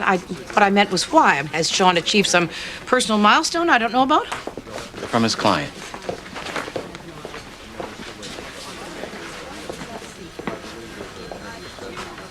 Do you want me to pull up a chair for you? Get you some popcorn?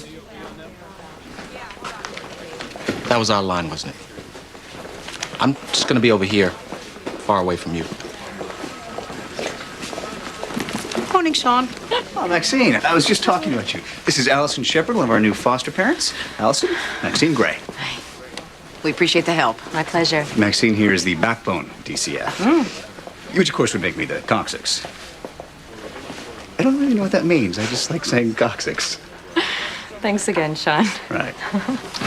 Any other concerns, you know where to find me. Great. Nice to meet you, Mrs. Gray. Miss Shepard? Well, she seems very fond of you. She's brand new to all this. Needed someone to talk to. All right, Maxine, what's the problem? Give me the stink eye. What's on your mind? Nothing. Okay. I don't think we should be accepting gifts from foster parents or any other clients. What gifts, Maxine? They're cookies. Doesn't matter what they are. It doesn't look right. How does it look? It looks like an inappropriate relationship, and it looks as if you are encouraging it. That is ridiculous. She's thanking me. I'm helping her through a tough time. Yes, Sean, that's our job. We help people through tough times. We get paid for it. We don't get cookies, too. What is wrong with taking some cookies? Because sometimes cookies are not just cookies. What? Look, we just placed a 14-year-old girl with Allison. A 14-year-old girl with a police record who's been in and out of juvenile detention. Sound familiar? So I've been spending a little extra time on this one because I thought it would be nice if this particular 14-year-old foster child didn't end up in prison. Allison chose to thank me by baking me cookies. If you have a problem with that, then don't eat the cookies. Fair enough?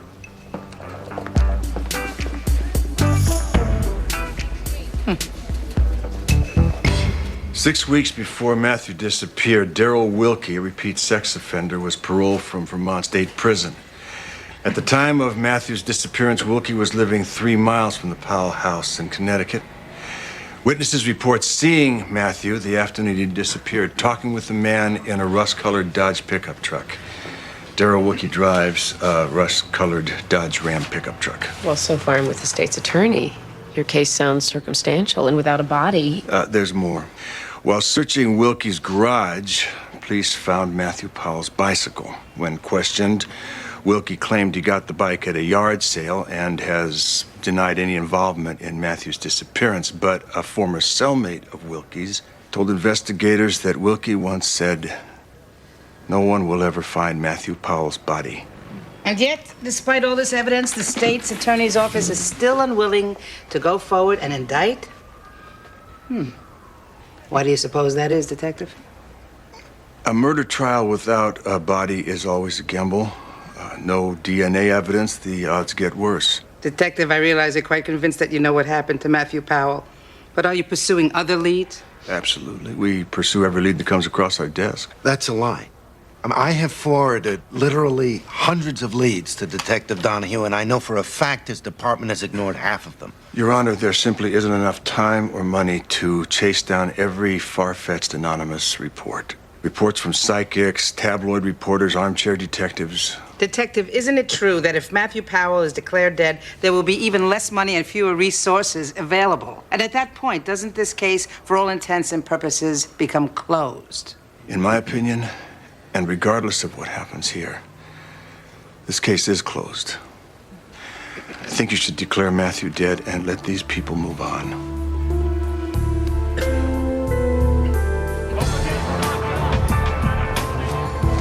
Do you have any idea when your brother will be back? Has he called?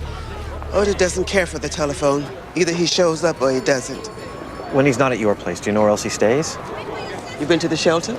We've been to 6 shelters and as many churches. Well, he loves the holidays. Every church in town is giving away a free meal. You tried the Salvation Army? He helps out there this time of year. We've already been there. Then you've done what you can do. Otis, he's not one to leave a flight plan. Gets on his bicycle and goes. Well, you have my number. If he does show up. I know.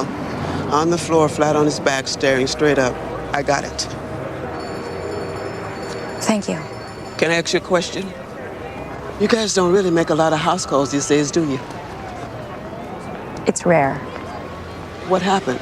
If there's something wrong with my brother, and there must be, or you wouldn't be here, why did the hospital let him go last night? It was an administrative error. Sometimes when things get chaotic and the ER gets overrun, the system sometimes loses track of a patient.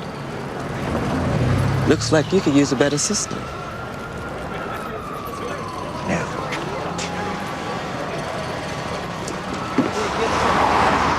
What the hell was that back there? It looked like you needed some help. I was trying to... Cover my ass? You were making excuses for me.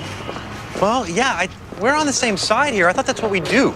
You watch my ass, I watch yours. I didn't ask you to lie for me. Don't do it again. There's a park down the street from our house. Matthew was 9 years old at the time, and all he wanted to do was ride his bike. I told him he could ride around the block while I pushed Kelly on the swing. He gave us a little wave, biked off, and that's the last time I saw him. A week went by, and another. And Matthew's picture was all over the television, the newspapers. Hundreds of volunteers were combing the streets for him, and it became clear that he hadn't gotten lost, trying to find his way home. Someone took him. Mrs. Powell, how long had you lived in Cromwell when Matthew disappeared? About 6 weeks. How was Matthew adjusting to the move? It was difficult at first. It's a big change, but he was really trying. Did he ever threaten to run away? Sure he did. Once a week. He was 9 years old. And the day he disappeared, isn't it true that he was upset that morning?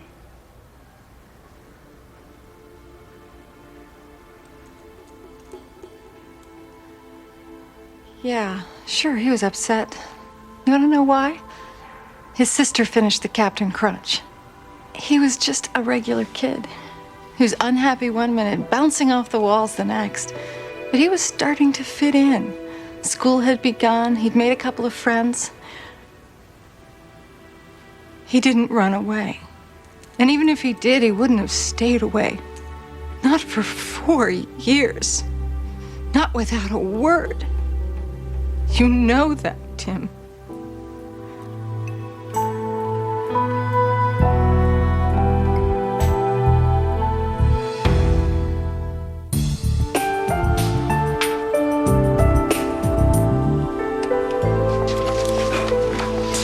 Sean, I thought you'd gone. No, I have a late meeting. Don't work too hard. Did you just shave? Mm-hmm. Well, didn't you shave this morning before you came to work? Sometimes I do that, Maxine. Sometimes I shave twice a day. Is the meeting tonight with your young foster mother? Her name's Allison Shepard. She called me a couple hours ago. She needs to talk to me. And she's on her way here. No, meeting her downtown. A place called McGinley's. You're meeting her at a bar? They serve food, too. Inappropriate, Sean. And it violates policy. What policy? Unwritten policy. You know what? I'm the boss. I write the unwritten policy. I'm meeting her at a bar because it happens to be where she works. I would meet her here, but she only has a 20-minute break, okay? So do you think you could just back off just a bit and let me do my job? All right. Thank you. Sean? What? You missed a spot.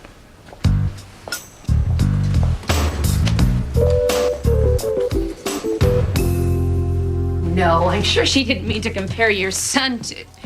Well, there are any number of ways to interpret that. Oh, really? Those were her exact words.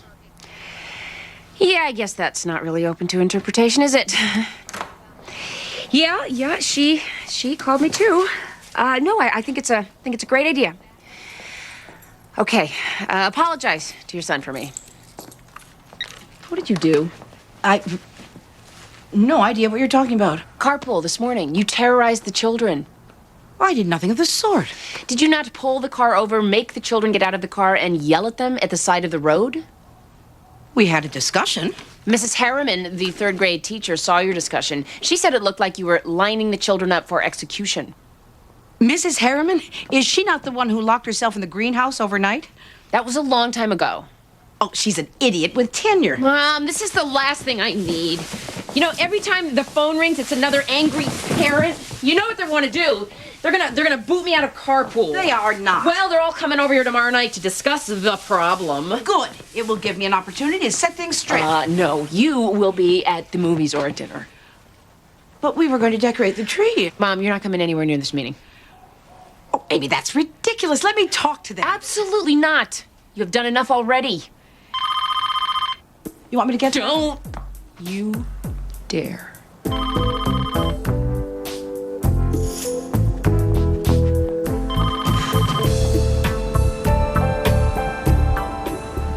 It's true. We're not getting as many calls as we did the months after Matthew disappeared. Back then, the office fielded 400 or 500 calls a week. What office is that? The Matthew Powell Foundation. I started it 3.5 years ago to publicize Matthew's disappearance and coordinate the search. It's quite an undertaking. I took a leave from work. And how many calls does the office receive these days? It varies. As few as 25. It spiked to a couple of hundred last month when we went wide with this composite. I hired a forensic artist, a guy who used to work with the FBI to create this. We think there's a good chance this is what Matthew looks like now. He's 13 years old. In 1998, a similar type of composite was used to locate a boy who had been abducted 3 years earlier in Ohio. That boy is safe at home. It does happen, Your Honor. So you don't believe Detective Donahue? You don't believe this Daryl Wilkie killed your son? I think it is a significant lead and it bears continued investigation, but I think there are any number of equally plausible explanations. Such as? I mean, maybe he's being held against his will. Maybe he's been hospitalized. I mean, he could be overseas. There was a case in San Diego of a 2-year-old girl who disappeared from her bedroom and turned up in Puerto Rico 7 years later. Your Honor, these cases are the rare exceptions. Counselor, I'm aware of the odds. I believe my son is still alive. Despite all evidence to the contrary. Your Honor, I have personally sorted through over 100,000 tips and leads regarding Matthew. I've heard from people who have seen him. You've heard from lonely old ladies in crackpots, people who want to make a dollar. Not all of them. What about Kelly? Oh, Tim, please don't. Who's Kelly? Kelly's Matthew's sister. You said you wouldn't subject her to this. Kelly saw Matthew? Last year at the town fair. You can ask her, she'll tell you. I think I need to talk to Kelly.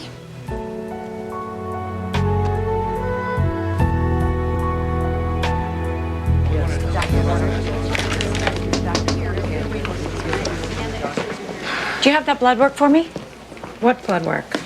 Do the words even land in your head? Triage 2, the teenager. How many times do I have to ask for something? Once would be nice. You want to watch your tone with me, Doctor? Dr. Redeker. What is this? It's the blood work on the teenager in triage 2. You asked me for it about 20 minutes ago. Thank you. What do you want, a written apology?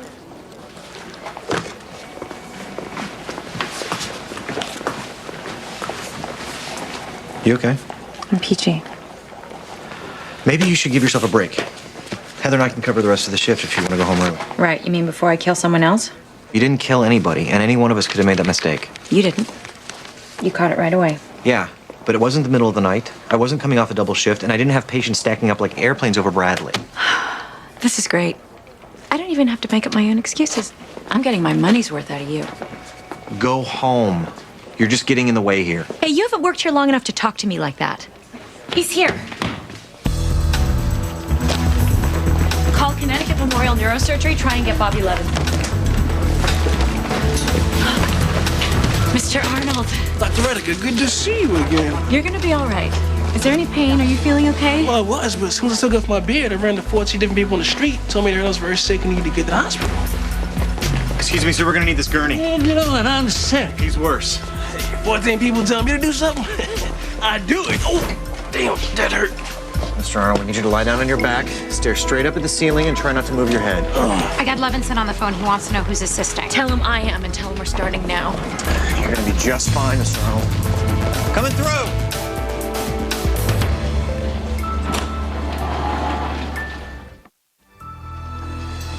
There's a fall carnival on the football field every year. Last year, my dad was supposed to take me, but he had to work at the foundation all weekend. So I went with my friend Rachel and her family. And that's where you saw Matthew. It's okay, you can tell her. Me and Rachel, we were on the Ferris wheel because it was the only ride her parents would let us go on. In the middle of the ride, the Ferris wheel stopped, and we were just hanging there. And then that's when I looked down and I saw Matthew. At first, I wasn't really sure that it was him. So I shouted his name. And then he turned around and I got to see his face. And so that's how I knew that it was him. Did Matthew see you too? No. I don't think he knew who was shouting his name.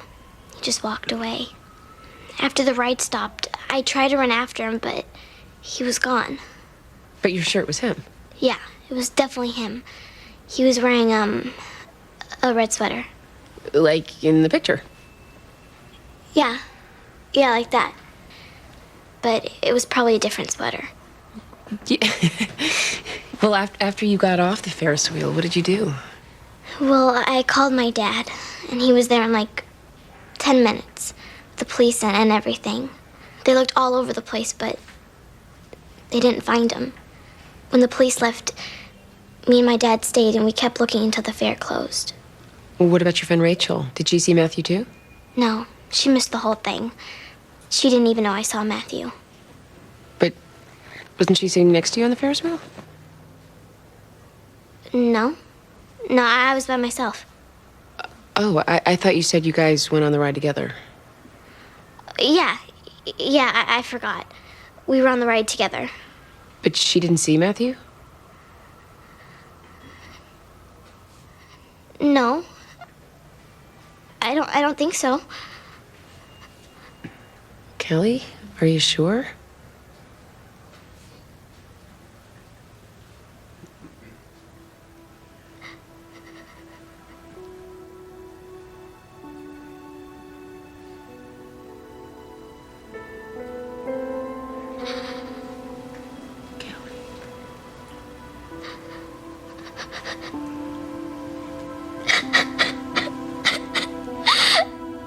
I'm sorry. What, honey? I didn't see Matthew. Yes, you did, honey. You told me, remember? I didn't see him. I didn't see him. Why? I just thought. Kelly, why did you tell your dad that you saw Matthew? Because I knew it would make him happy. And I just wanted you to be happy. I'm so sorry, Daddy. I'm really, really sorry. Please forgive me. I'm sorry, Mom. I'm so sorry. It's okay.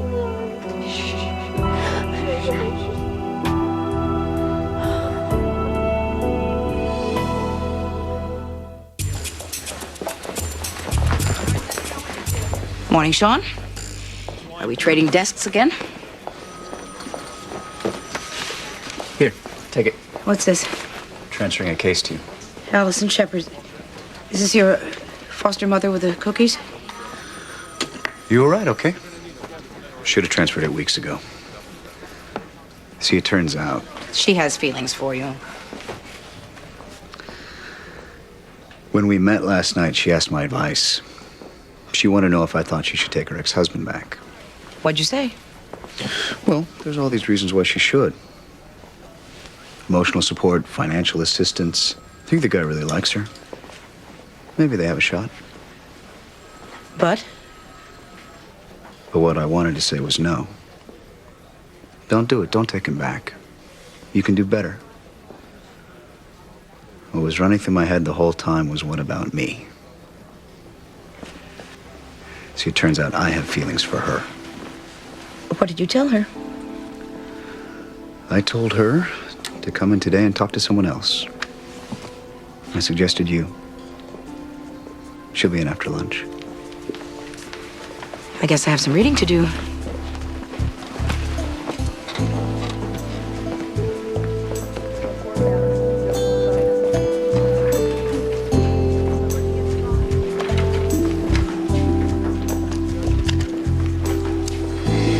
He's going to be fine.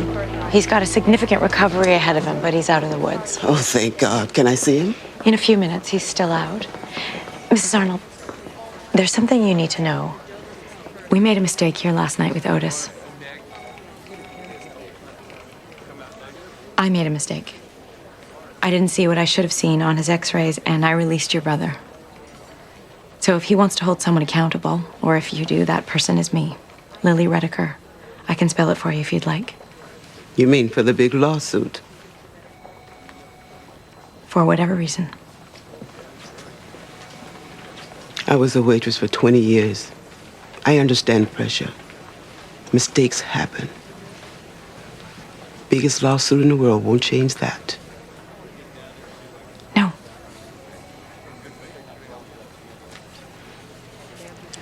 But I'll bet the farm you won't make this particular mistake again. That would be a pretty safe bet.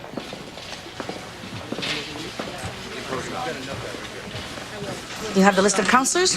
Talk it over with Megan and bring her by sometime next week. Thanks so much, Maxine. Everybody here has just been so helpful. We'll spread the word. We can always use more foster families. You remember Sean? Of course she does. Because it was just yesterday that... I have to get back to work, so thanks again. Say hi to Megan.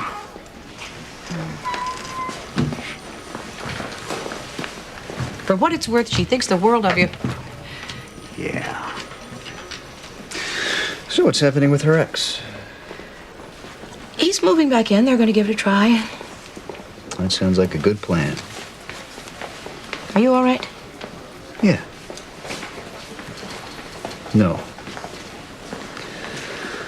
I think I might be spending too much of my life on this job.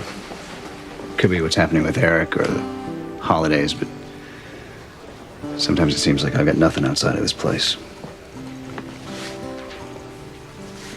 My daughter has banned me from the house for the evening. My fiancé's in China. How would you like to get out of here early and go get dinner? That'd be nice.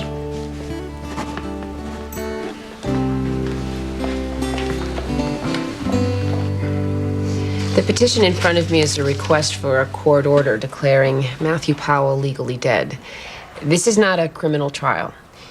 The law for such a ruling simply requires that the petitioner prove that the person, Matthew, was exposed to a specific peril and that it's more likely than not that he is dead. Tragically, I believe that the burden of proof has been met. I am ruling that Matthew Powell is dead. I will not minimize your loss by presuming that this ruling will ease your suffering or bring you any closure. That said, it is my hope that this ruling will motivate the state's attorney's office to take a closer look at the case against Darrell Wilkie. One way or another, Mrs. Powell, you will have your day in court, and I hope that you get the answers you need. Mr. Powell, I would encourage you to look at your family and see that as a parent, you still have a job to do. You need to honor the memory of one child without losing sight of the other. I can't tell you how to do that. But I hope you find your way.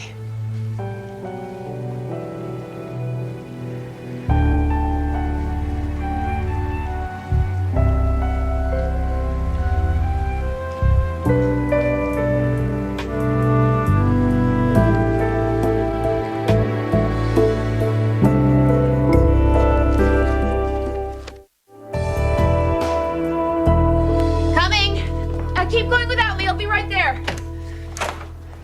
Can I help you? Amy Gray? I'm Mitchell Raskin. I'm from the court. What court? My court? You have a court? Let's start again. You are... I am the family relations officer. You're involved in a custody dispute, is that right? Oh, God.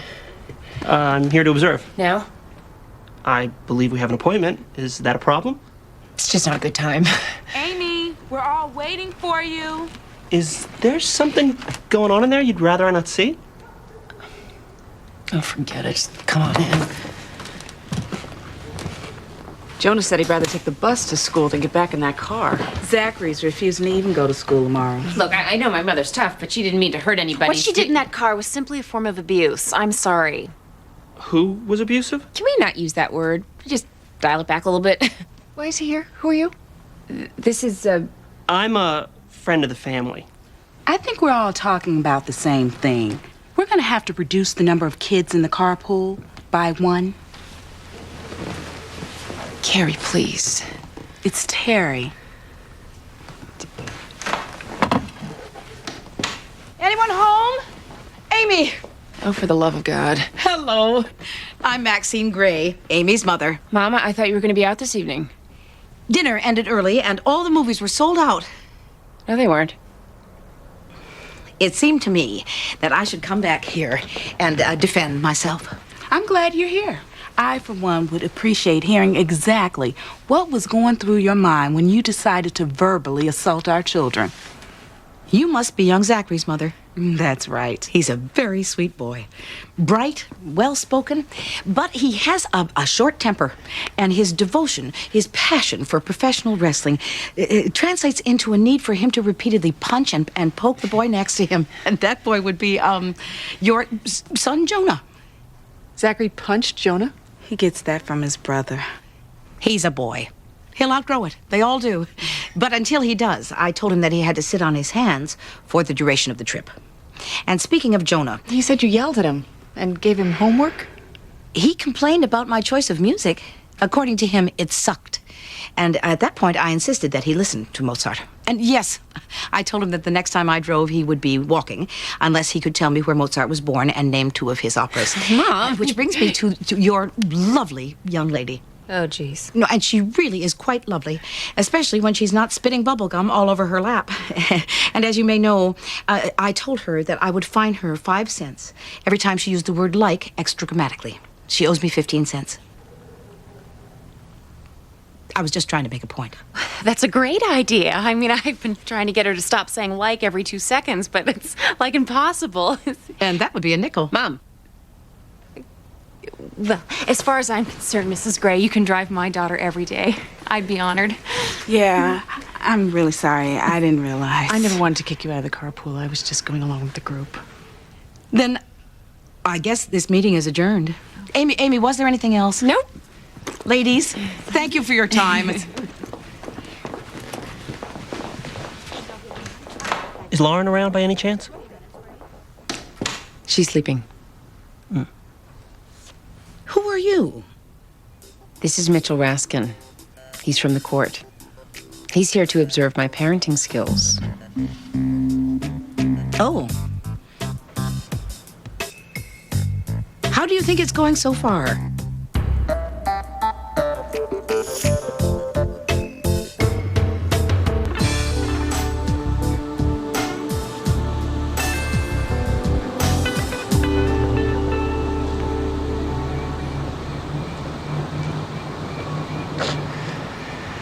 Before you go all Surgeon General on me, I did not come out here for a cigarette. I came out here to drop water balloons on unsuspecting patients, but this just seemed like a better idea. I need to talk to you. Don't let the cloud of secondhand smoke scare you off. So what, you're just not going to let me apologize? Is that your strategy? You have nothing to apologize for. You were right. When we were talking to the patient's sister, I didn't want to tell her it was me. That I was the one that dropped the ball. That's why I paused. I don't know what I would have said if you didn't jump in. I think you would have told her the truth. What do you want out of this? Out of what? Out of this. You caught my mistake. You saved a man's life and my career. What do you want?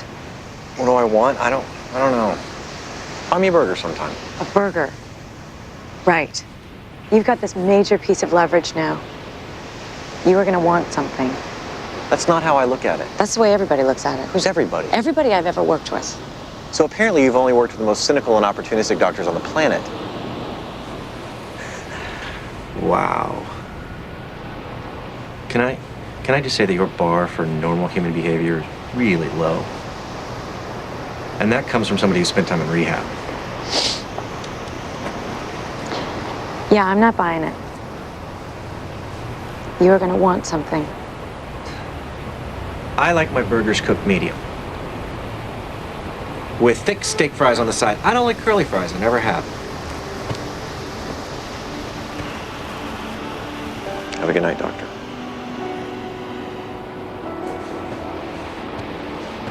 Kyle. Thank you.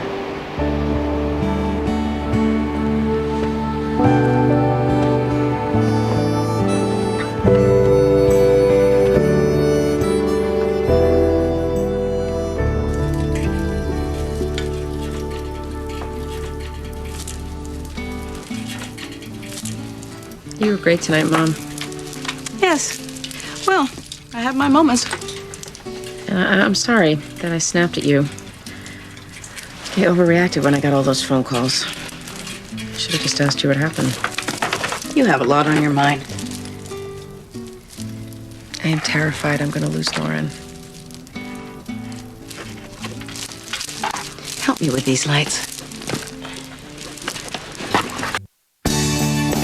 Coming up next on TNT's Prime Time in the Daytime. Can the detectives see the true motives behind a seemingly random crime? Find out on Law and Order. Next.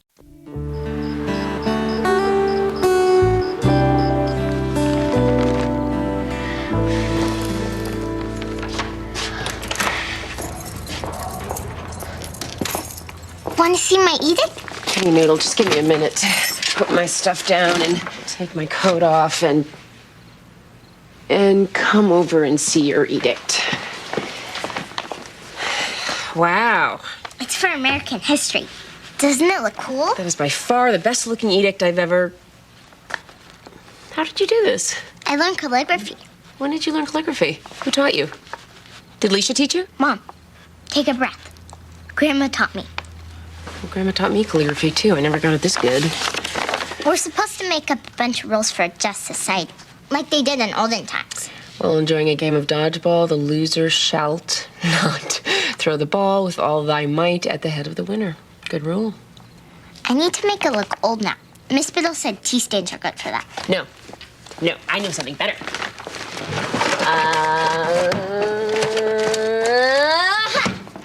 That's Grandma's lighter. No, this is an edict ager. The trick is to control the flame and just tickle the edges.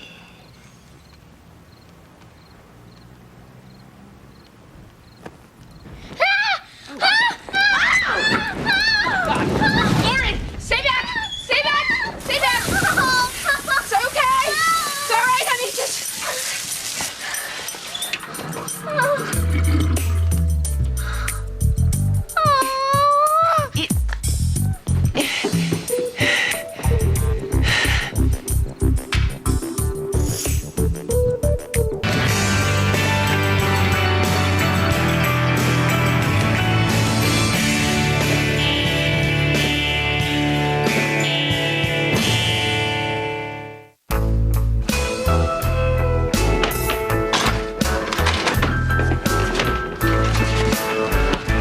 They're here someplace.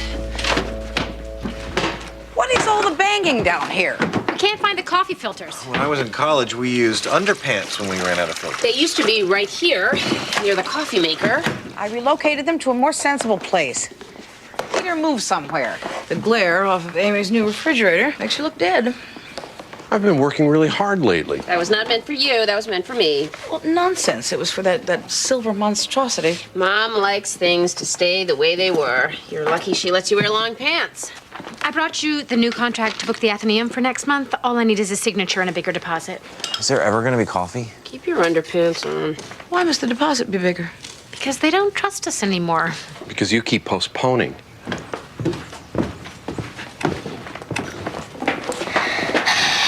What's the matter with you? Didn't you sleep? I was up late. Were you by any chance respecting a bowel? Or am I projecting? Am I also projecting that you desperately need a cup of coffee? I had to do my homework over. Why? Because someone burnt it up. What would you like for breakfast, sweetheart? It was Mom. An accident. People have accidents. And to make it up to Lauren, I am participating in her school fundraiser. Have you ever done that before? I don't think she has. Lauren's school has booked one of those authentic colonial places, and we're going to go and pretend it's the 1700s. We're gonna live just like they did in the olden days. Wanna come, Grandma? Yeah, come on, Ma. It'll be like nothing ever changed. Ever. Since the 18th century. Just how you like it. Please, Grandma. Well, since you've asked so nicely.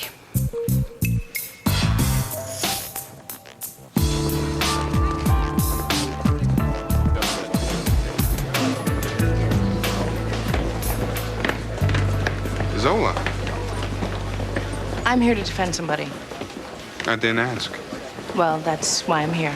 To defend somebody in a court case. Not to thank me for the flowers. A guy sends a girl flowers to apologize for calling her up in the middle of the night from a bachelor party, drunk. What's the proper response? When someone apologizes to me, I either forgive them or I don't. You know the only 2 times you've been nice to me, you've been drunk? You've never been nice to me. Zola, those are only 2 times I've been under the influence in 10 years. Fine. Apology accepted. Go out to dinner with me. I can't go out with you. I'm seeing someone. Oh. That's why I can't go out with you. I got that. I'm doing court to defend somebody.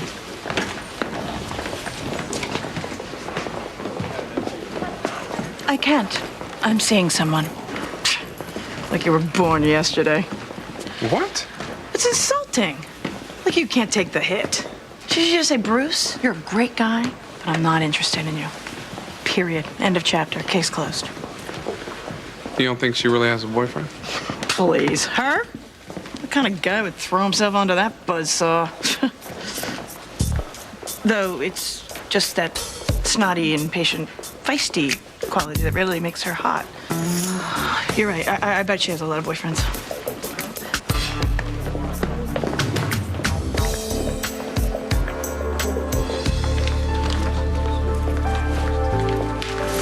Carried to revoke commitment. The Merrills would like to regain custody of their 6-year-old son, Harley. Your Honor may recall the police found Harley wandering the streets in the wee hours. Mrs. Merrill had a crack cocaine problem, and Mr. Merrill was in jail. Tell me how things have changed around the Merrill household. Things have changed, Your Honor. Mrs. Merrill has been sober for 6 months. She attends parenting classes and is gainfully employed. And I see here that Mr. Merrill is out of jail? Praise God, Judge Gray. Your Honor, Mr. Merrill has paid his debt to society and, in fact, has experienced a spiritual awakening which has completely turned his life around. I will remind Your Honor that Mr. Merrill was incarcerated for assaulting Mrs. Merrill. Simon received a letter from the warden recommending his model behavior and the Bible workshop that he started. What about AA meetings, anger management classes? Once I was able to accept God into my heart, all anger and the need for alcohol left me. In addition to God, would you consider accepting parenting classes and regular AA meetings? Whatever it takes, Your Honor.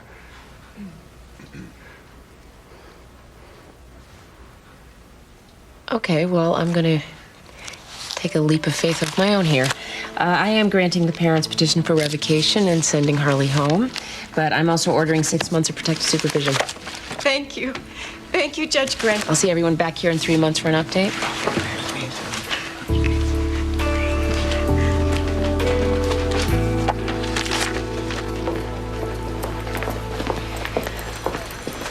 Yes, Maxine? I need half a day off. Fine. I'm going on a school trip with Lauren and Amy. Have a great time. To the Freedom Inn. The role-playing place? Where you live as though it's 1770 and you pump your own water and strangle your own chicken, that place? I was thinking more knitting by the fire, Amy reading poetry, the men cleaning their muskets. What are you doing? Extrapolating next year's budget shortfall. Should I be factoring in your salary here or not? Why do you ask? Will you be working here next year? Why wouldn't I? Because you're getting married to a rich man, which you hate discussing, so... Jared is busy with his work. I can't imagine not being busy with mine. Good, great, fantastic. I tried retirement. I was so bored I constructed a Hindu temple out of macaroni. And I wiped out my nest egg day trading. Well, you won't need to worry about a nest egg anymore. Which you hate discussing, so... Yeah, but still, you could travel, see the world. You could go anywhere you wanted to. You stay in 5-star hotels, or you could travel light. You could pack a small bag and a credit card. You fly into Portugal, or you hop a freight through Basque Country into France, the Loire Valley. Forget about your foster son being charged with manslaughter, and get a job apprenticing a stonemason. Fall in love with his beautiful daughter. I'm guessing we're not talking about me anymore. Insert your own dream here. It's just something to consider.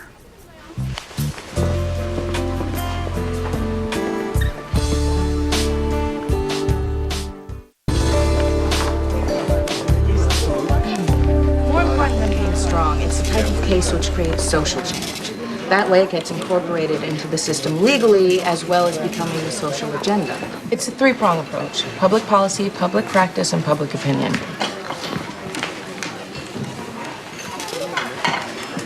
What's up? How you doing? You got a minute? Well, Gordon Parker.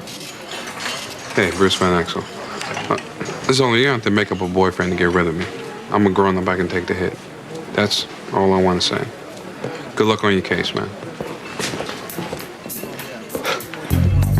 That is one tightly wrapped, hardwired, intense brother.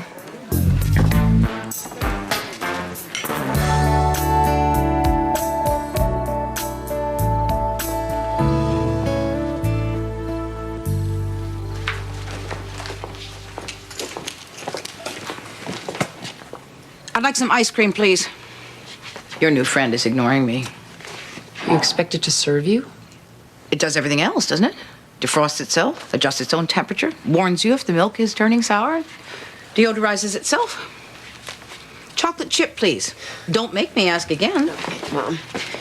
I will serve you a porringer of ice cream.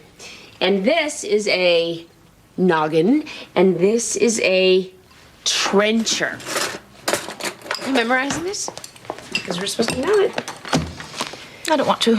Yeah, well, we still have some time. We can figure out some way to get out of this. What's with the hairy eyeball? You promised Lauren. I was plagued by guilt then. I feel better now.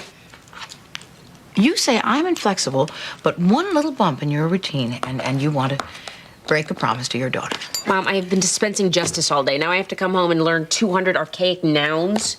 You've completely lost your sense of fun. I have not. I'm not saying you don't have your reasons. It's Michael trying to take Lauren, plus other recent events, and what you face on the bench. Day after day, it takes a spiritual toll. So what do you think I should do? Stick my head in an oven? Life offers a bounty of opportunities. I wish you would embrace them. More importantly, I wish you would pass that opportunity on to Lauren. Like you did to us. As a matter of fact, yes. Come on, Mom. We all know Dad was the fun one. You only think that because he died first. Okay, fine. We'll go. And we'll try and have some fun. If I can remember how. Sarcasm is not fun, Amy.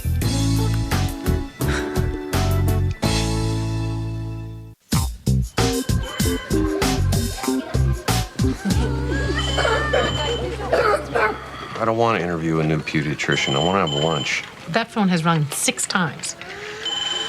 7. I can't believe they allow these sick kids to just run all over the room. Yeah, pediatrician's office. Go figure. 8. Someone should answer that phone. Our old pediatrician wouldn't stand for this. We are not going back to Dr. Lawrence. Why? Remember when Ned's belly button scab wouldn't fall off? And I asked Dr. Lawrence, I said, why won't Ned's belly button scab And fall he off? said, don't worry, it will. Yes, that's what he said at first. But later, when I pressed him on the issue, 1,000 times. he told me. I don't even want to think about what he told me. It was the autoimmune thing. He said, worst case scenario, it could be indicative of an autoimmune disorder. I mean, what kind of doctor goes from, oh, it's nothing, don't worry, to the worst case scenario in one quick step? That is lousy bedside manner.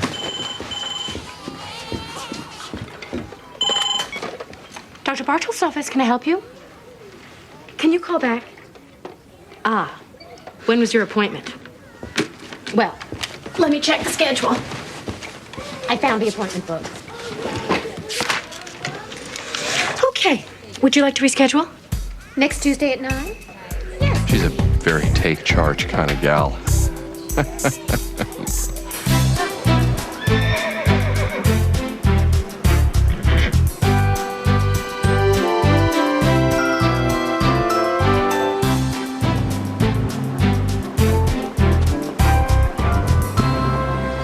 Weird lady to the right.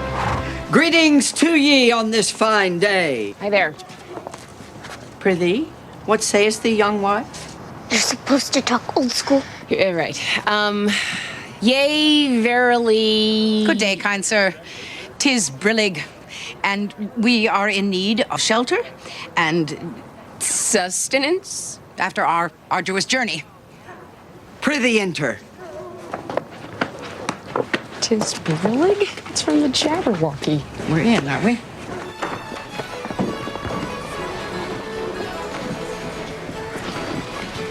Wow. Is there a petting zoo here? Ah, we have goats, chickens, pigs. You'll have to meet Wilbur. We also have a vegetable garden. We strive to be self-sufficient. I'm Reginald Hoyt, your innkeeper. All conversation at the Freedom Inn shall be done in proper English of the times. Yes, I have my book of proverbs and vocabulary. Not memorized? Ah, well. Old mother, wouldst thou provide the particulars of birth and family? I'm sorry, are you addressing me? It's a little confusing because I'm not your old mother. Prithee. Reginald, listen, I'm willing to put up with a certain amount of nonsense out of fun. We are the I am Grays, not- Amy, Lauren, and old mother Maxine. Uh-oh. Well, I understand that. You should have gone round to the back. No, we're here as guests for the school fundraiser. Well, some be guests, some be servants. And we be servants? Don't look at me. 'Tis the luck of the draw, young wife. 'Tis fate, 'tis providence, so round the back 'tis. All right, how much extra 'tis for a young wife to slip to the innkeeper to become a guest instead of a servant? Step lively, step smart, for the passage be narrow. Come on, it'll be fun. Come along, old mother. It'll be heaps of fun.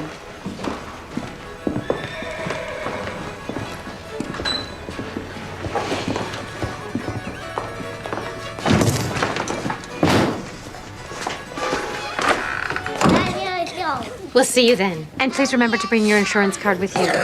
Thank you. Welcome to Dr. Bartolf's office. Is your son sick or is this a well visit? He has an earache. Please take a seat on that side of the room and the doctor will be with you shortly. Thank you. Oh, I'm sorry, everyone, but Sally ran off to marry a veterinarian. So, are you the temp? Not exactly. Good, splendid. Give me 5 minutes, send in the next patient, okay?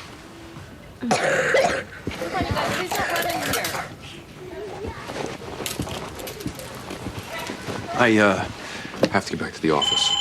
I'll see you at home. Dr. Bartol's office, can I help you? What are the symptoms?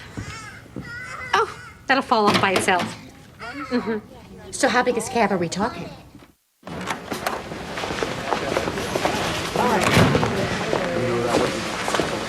Hey, Bruce, right? Hey, Gordon. You with Zola? It's an interesting question, really. Depending how you mean it.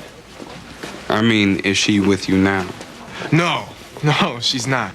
But what you need to know is that Aquarians seldom lie to avoid conflict. Why do I need to know that? Because Zola's an Aquarian. Are you her client or her astrologist? I'm her man. I see why you were confused, though. I thought you were a client, too, this morning. I am a client. You have feelings for the lady. I appreciate that. She's terrific. You know, you sense an underlying attachment. I'm up with that, too. She bonds with people. It's her particular skill. Hey, Gordon. But my bond takes precedence. Are you hearing me? I have a prior claim on her heart, and I trust that you, as a highly evolved spirit, will respect that. Are we copacetic? Are we what? Are you hearing me? Are you telling me to stay away from your girl? Hey, dude, let's not make a big alpha male thing out of this. She turned me down. Yeah, but you put a vibe out in the world, and I wanted to address it. Consider the vibe addressed. Anyway, it couldn't possibly work between you and Zola.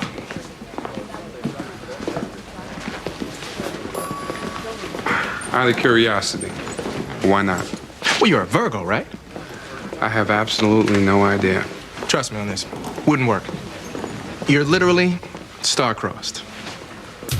Be well, my brother. It's all good. No hard feelings? Not even one.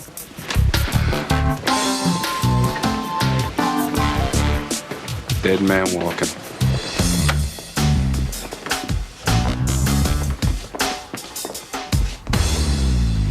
I'll check the middle bed, see if Goldilocks is in it. It's spare. That's the word for it. Spare. Upstairs, the guests slept on feather jack beds under handmade quilts. But the servants' life was without frills. Truth in advertising. Even the servants' clothing was made of rough, drab material. Oh, what a miserable life. Well, that's how servants lived back then. I meant ours. Amy. I'm just kidding. This is gonna be fun. Being a servant won't be so bad. Especially if the alternative is going to bed. Kitchen servants are required to light the stove 4 to 5 hours before mealtime, which means rising long before the sun. What's that? Our costumes. Costumes? Oh, Judge Gray. Or I should say, scullery maid. You'll look positively fetching.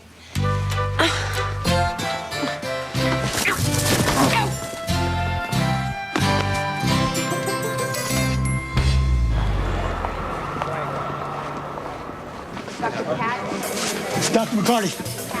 What the hell? I was going on break-in. Somebody in a pickup truck just dumped her at the door. Oh, she passed out? I think she said she was raped. I'm gonna need a rape kit and make sure the cops are notified. All right, I need a hematocrit, IV, and let's cut the clothes off.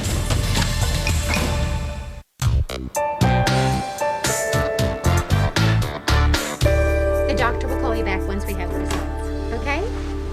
Bye-bye. Oh, you saved my bacon today, Miss Gray. Chaos must be tamed. That's my theory. So, can you see me now? I don't think that'd be a good idea. But why? I waited all day. Because I'd like to offer you a job, and I couldn't possibly employ a patient. A job? Yes, as my receptionist, part-time, $15 an hour. But I'm pregnant. Well, pregnant women work. I have a son in preschool. I'm a stay-at-home mom. Well, when your son's at school, you can be an at-work receptionist. I'll have to ask my husband. Oh my God, did I say that? No, I don't have to ask his permission. I make my own decisions. I'm just a little out of practice. Or it's hormones. So, what do I want? A job? Yes. I'd like a job. I'm good at working. I'll do it. Good. I'll see you Monday. Yes. All right. See you Monday.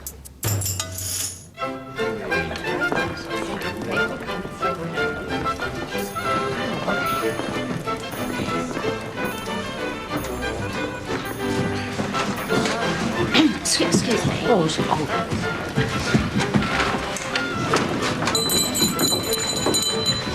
Gentlemen and gentle ladies, if I might have a word with you before we begin our glorious evening repast. Cooking in a fireplace is dangerous. I invite you to My eyebrows singed. You're fine. Just hold your side up straight because you're spilling something on my Servants should be seen and not heard. Firstly, I welcome thee to Freedom Inn, where yesterday's way of life lives on. And on and on and on. It was the Dutch who first explored Connecticut, but it wasn't until 1631, when the Podunk Indians invited the British to visit, that the real growth began. I guess that showed the podunk. Prithee, havest thou not respect for history? Is there something the scullery maids wish to share with the gentle folk?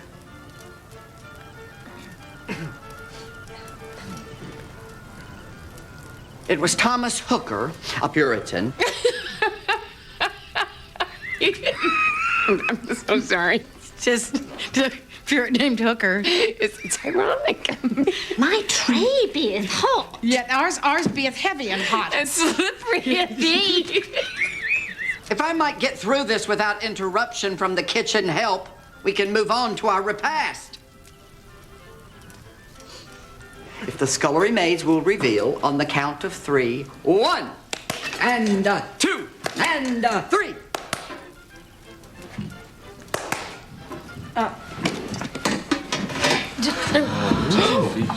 Oh, God. This pig was raised in our own yard, and we honor Pig Wilbur. That's Wilbur? Oh, no! Oh, zoons, Reginald. Did you absolutely have to give that information?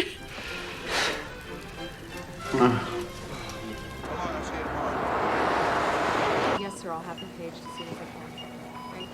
We've identified her as 14-year-old Michelle Novins. 14? We're looking for her parents now. 14-year-olds get raped. It's a hard world. No, if she was raped, it was months ago. The hemorrhaging was due to uterine atony, probably caused by placental abruption. All right, I appreciate you not talking down to me because I'm a cop. But I need you to talk down to me because I'm a cop. She had a baby within the hour. Where's the baby? As soon as she wakes up, we'll ask her.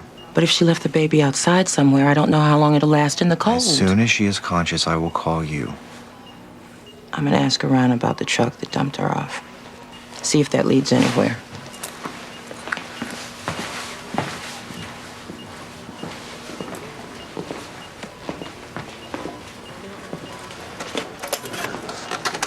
I know you're conscious, and I'm sure right now you would just like to keep your eyes closed and hope this all goes away.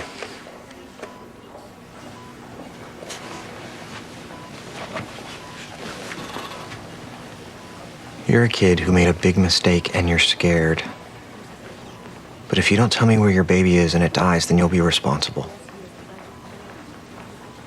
I'm gonna give you a few minutes to think about that, and then I'll be back.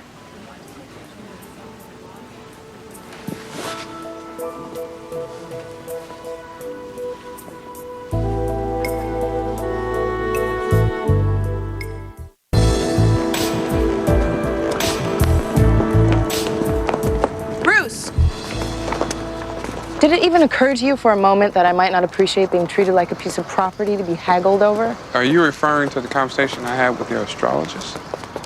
Go ahead. Make fun. Gordon's the kind of man who's easy to mock. That's God's own truth. Just out of curiosity, what does he do for a living? Sound design. Look, if he doesn't have a job, that's cool. Clubs, concerts. He has a highly attuned ear.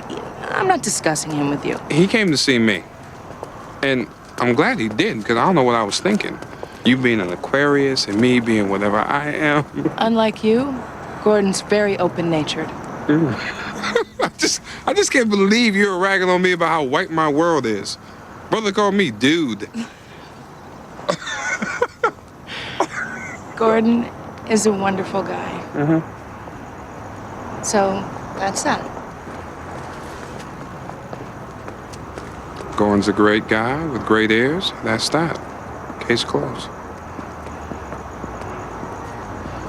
You want to have dinner with me, don't you? I can't. But you like the concept. You like that I'm asking you. You're even considering saying yes. I can't. Good night, Bruce. It's over. I'm not gonna stop asking. Knock yourself out, big man.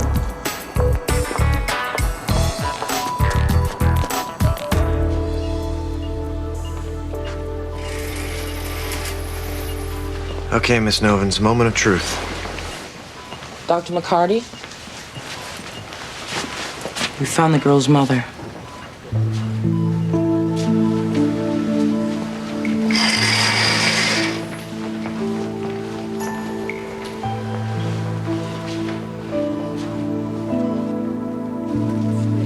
She always wore these huge clothes.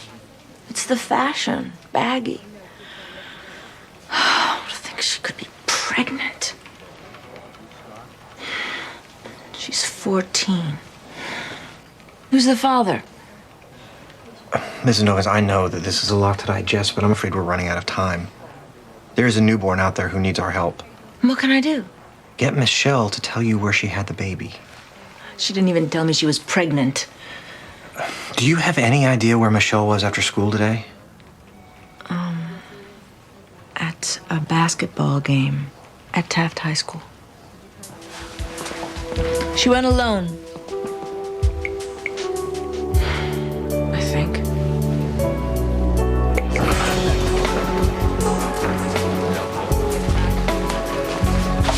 You have a car with lights and sirens, right? Yeah, they provide us with those. Taft High School. Check the washrooms.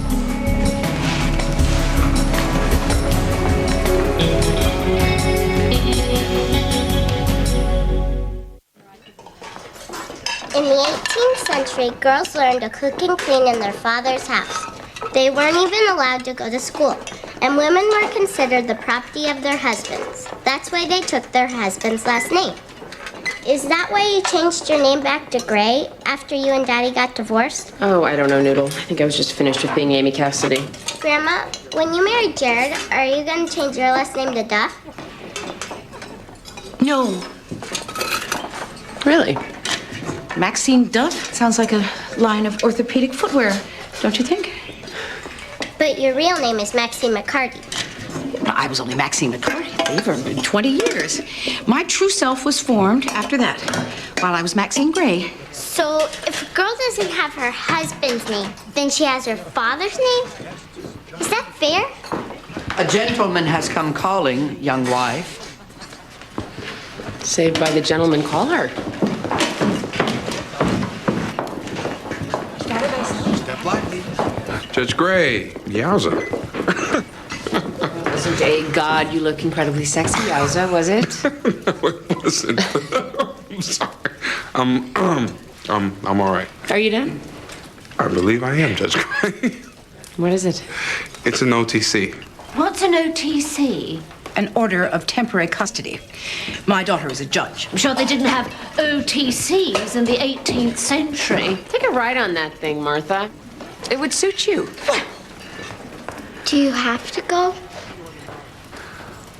It's the Merrills. Yeah, there's a little boy who needs some help. I'll be back. I don't think that's Hey, really... you know what, Reg? The 21st century needs me for half an hour, okay? The door be bolted at the stroke of 10. If you knock after, I shall not open it. Fair enough. Oh. Honey, I know you have to get back to civilization for a good reason, but if you are not back in time, well, I will make thy life a living hell.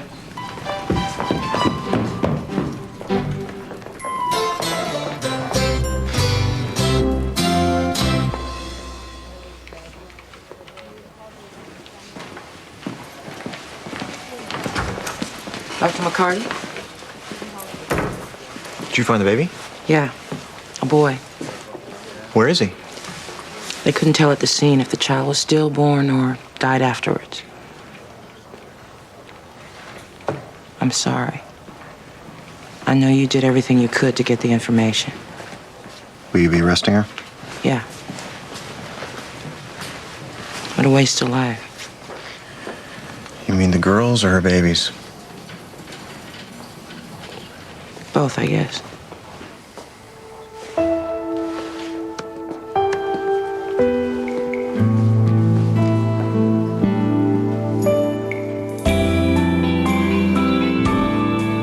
Judge Gray, I hope you won't sign the OTC. Mr. Merrill got drunk and struck his wife. Both of those are good reasons to remove Harley from the situation. I've slipped and fallen, but my intentions are pure. The road to hell is paved with good intentions. Your Honor, the state is not going to press charges in this domestic dispute. And I'll remind you that Mr. Merrill has not had a chance to benefit from the programs you assigned to him. No, Mr. Shelton. Mr. Merrill was given a chance, which he lost. I'm signing the OTC. Thank you, Judge Gray. Why are you wearing that stupid costume? Mr. Shelton. Now, what is she, nuts? I won't have my son taken away by some lunatic judge.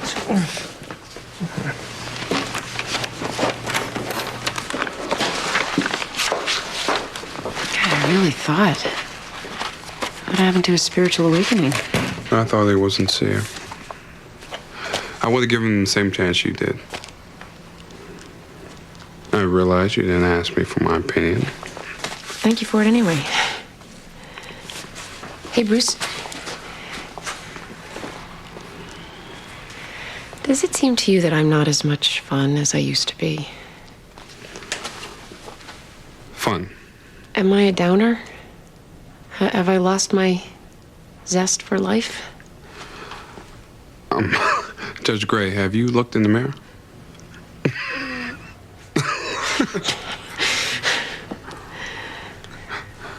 You've been through a lot lately. So you have noticed I'm not as much fun. You'll snap back.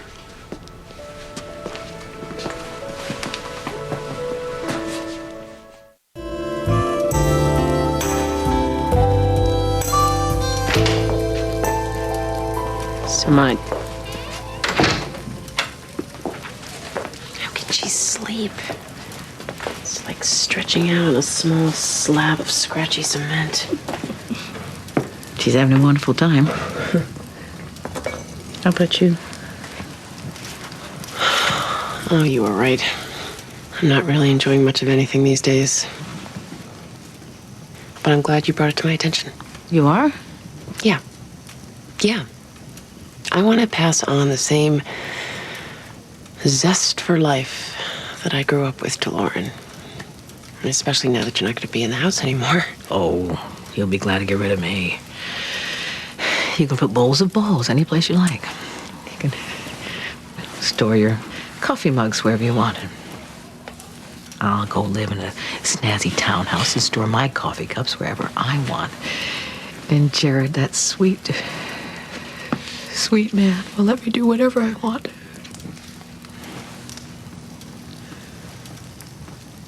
Ma. He would never argue with me all the time or tell me that my kitchen cabinets are dowdy. I said dated. And I'm sorry. No, Amy, I love all that. That's the way we do things, you and I. We always have. It's always been like that. We keep each other on our toes. You're the one who was right. I hate change. So do I. You know who passed on zest for living in the family? Edward. All I passed on was hating change. Mom, are you having second thoughts about marrying Jared? No. Are you sure? I'm absolutely sure. Because this sounds like second thoughts. No, I'm more certain about marrying Jared than I ever was about marrying your father. What? Oh. Edward was always a little too, I loved him. But this man is... Ma, I'm not really ready to hear this part. No? No. Well, all right. I'm definitely marrying Jared, and I'm moving out of the house. Things change. And I'm happy about that. But you just said... Have you never experienced conflicting impulses? I want to change, but I'm afraid to change too much. And what if I quit my job and start traveling the world? I might get spoiled. Then what happens to the pain in the ass, fire in the belly? Let's go change the world. Me. I want everything at the same time. I want to stay with you And I want to spend all my time with Jared. So do I. That's what I want to do. Yeah, I want to travel the world, but I want to go to work every day. I know exactly what you mean. We can't have it both ways. Why? Why can't the world be like that?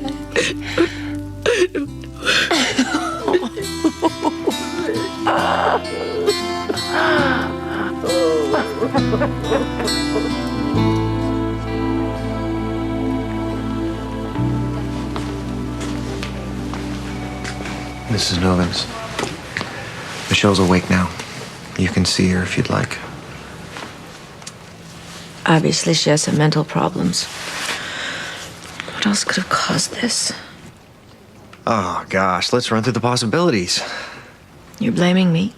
Michelle's 14. She got pregnant, but somehow you didn't notice that because she was wearing baggy clothes? Rather than tell you she was pregnant, she had the baby alone in a girl's washroom during a basketball game? It was a boy, by the way. Your grandchild was a boy.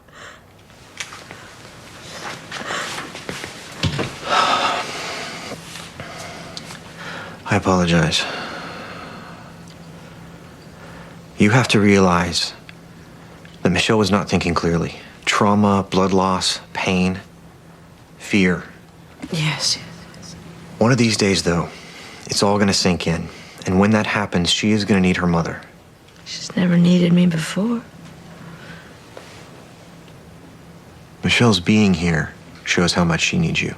So you can go home and do whatever it is you've always been doing. Or you can go in there and sit with your daughter and start to be the mother that she's gonna need through what's coming. Thank you, Doctor.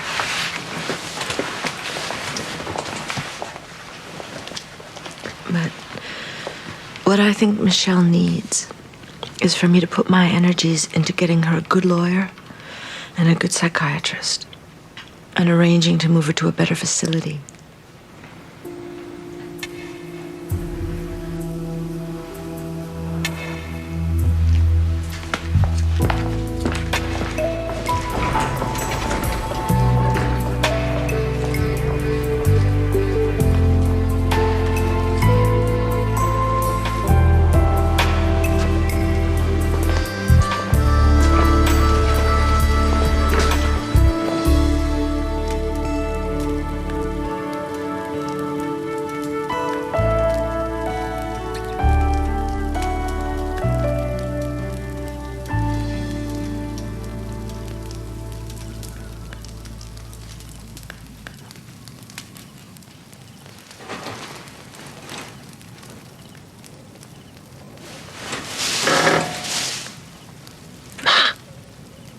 Yes, Amy.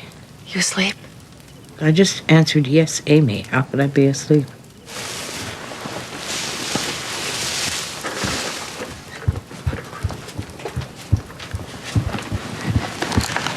Well, honey, I'm not sure that this is going to work. Okay, so maybe we can both. Are you comfortable? I took a man's family away from him tonight. I'm sure he deserved it. He did. Then you did the right thing. He didn't change. He's the problem. I thought he had, but I was wrong. So maybe people don't change as much as we think they do. And that's sad. I prefer to believe that we evolve as we get older. But there's a silver lining. People not changing. It's sort of comforting. So that means that just because you're marrying Jared... I know. And if you believe that, you also get to believe that underneath it all, you're just as much fun as you ever were. I am fun. I know. Especially for a judge. Good night, honey.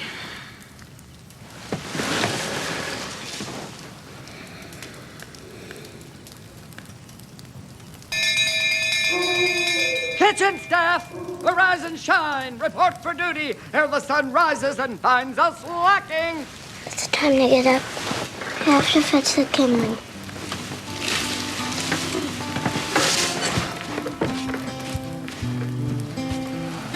Any swear words in that book?